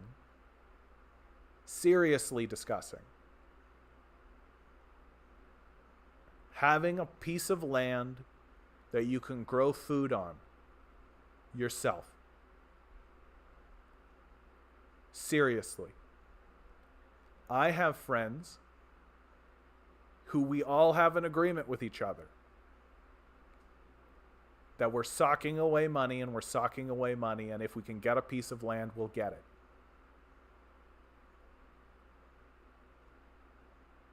And if there's a real estate crash, like there is likely going to be, that might be easier to do. Because the collapse of the system of capital will mean job losses, millions of job losses. The inability to purchase the products that are being created because the wage is too low and the cost is too high. The homelessness will spread. The despair will spread. Drug addiction will spread. War will spread. It's all coming. And I know, I'm not saying this as advice, but I'm saying this is what I am doing. I am saving as much money as I can so that when the time is right, me and a group of friends can buy a piece of land and grow our own food on it. Not because we expect that we will need to do this, but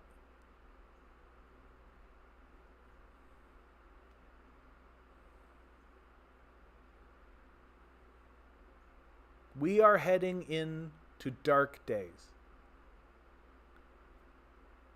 We are heading into dark days. I'm seeing new people in the chat here. Crow Guy, SVBG, Radiance. I'll be back on tomorrow, 6 to 9 p.m. We can talk again tomorrow. You too, Antonio. Leon, good to see you, bud. Always remember, each and every one of you is a quantum being walking around in quantum energy. These billionaires are spending hundreds of billions of dollars in the hopes you'll never realize it. You'll just stay the good little commodity they need you to be. Rebel. Revolt. Repent. Good luck. We're going to need it.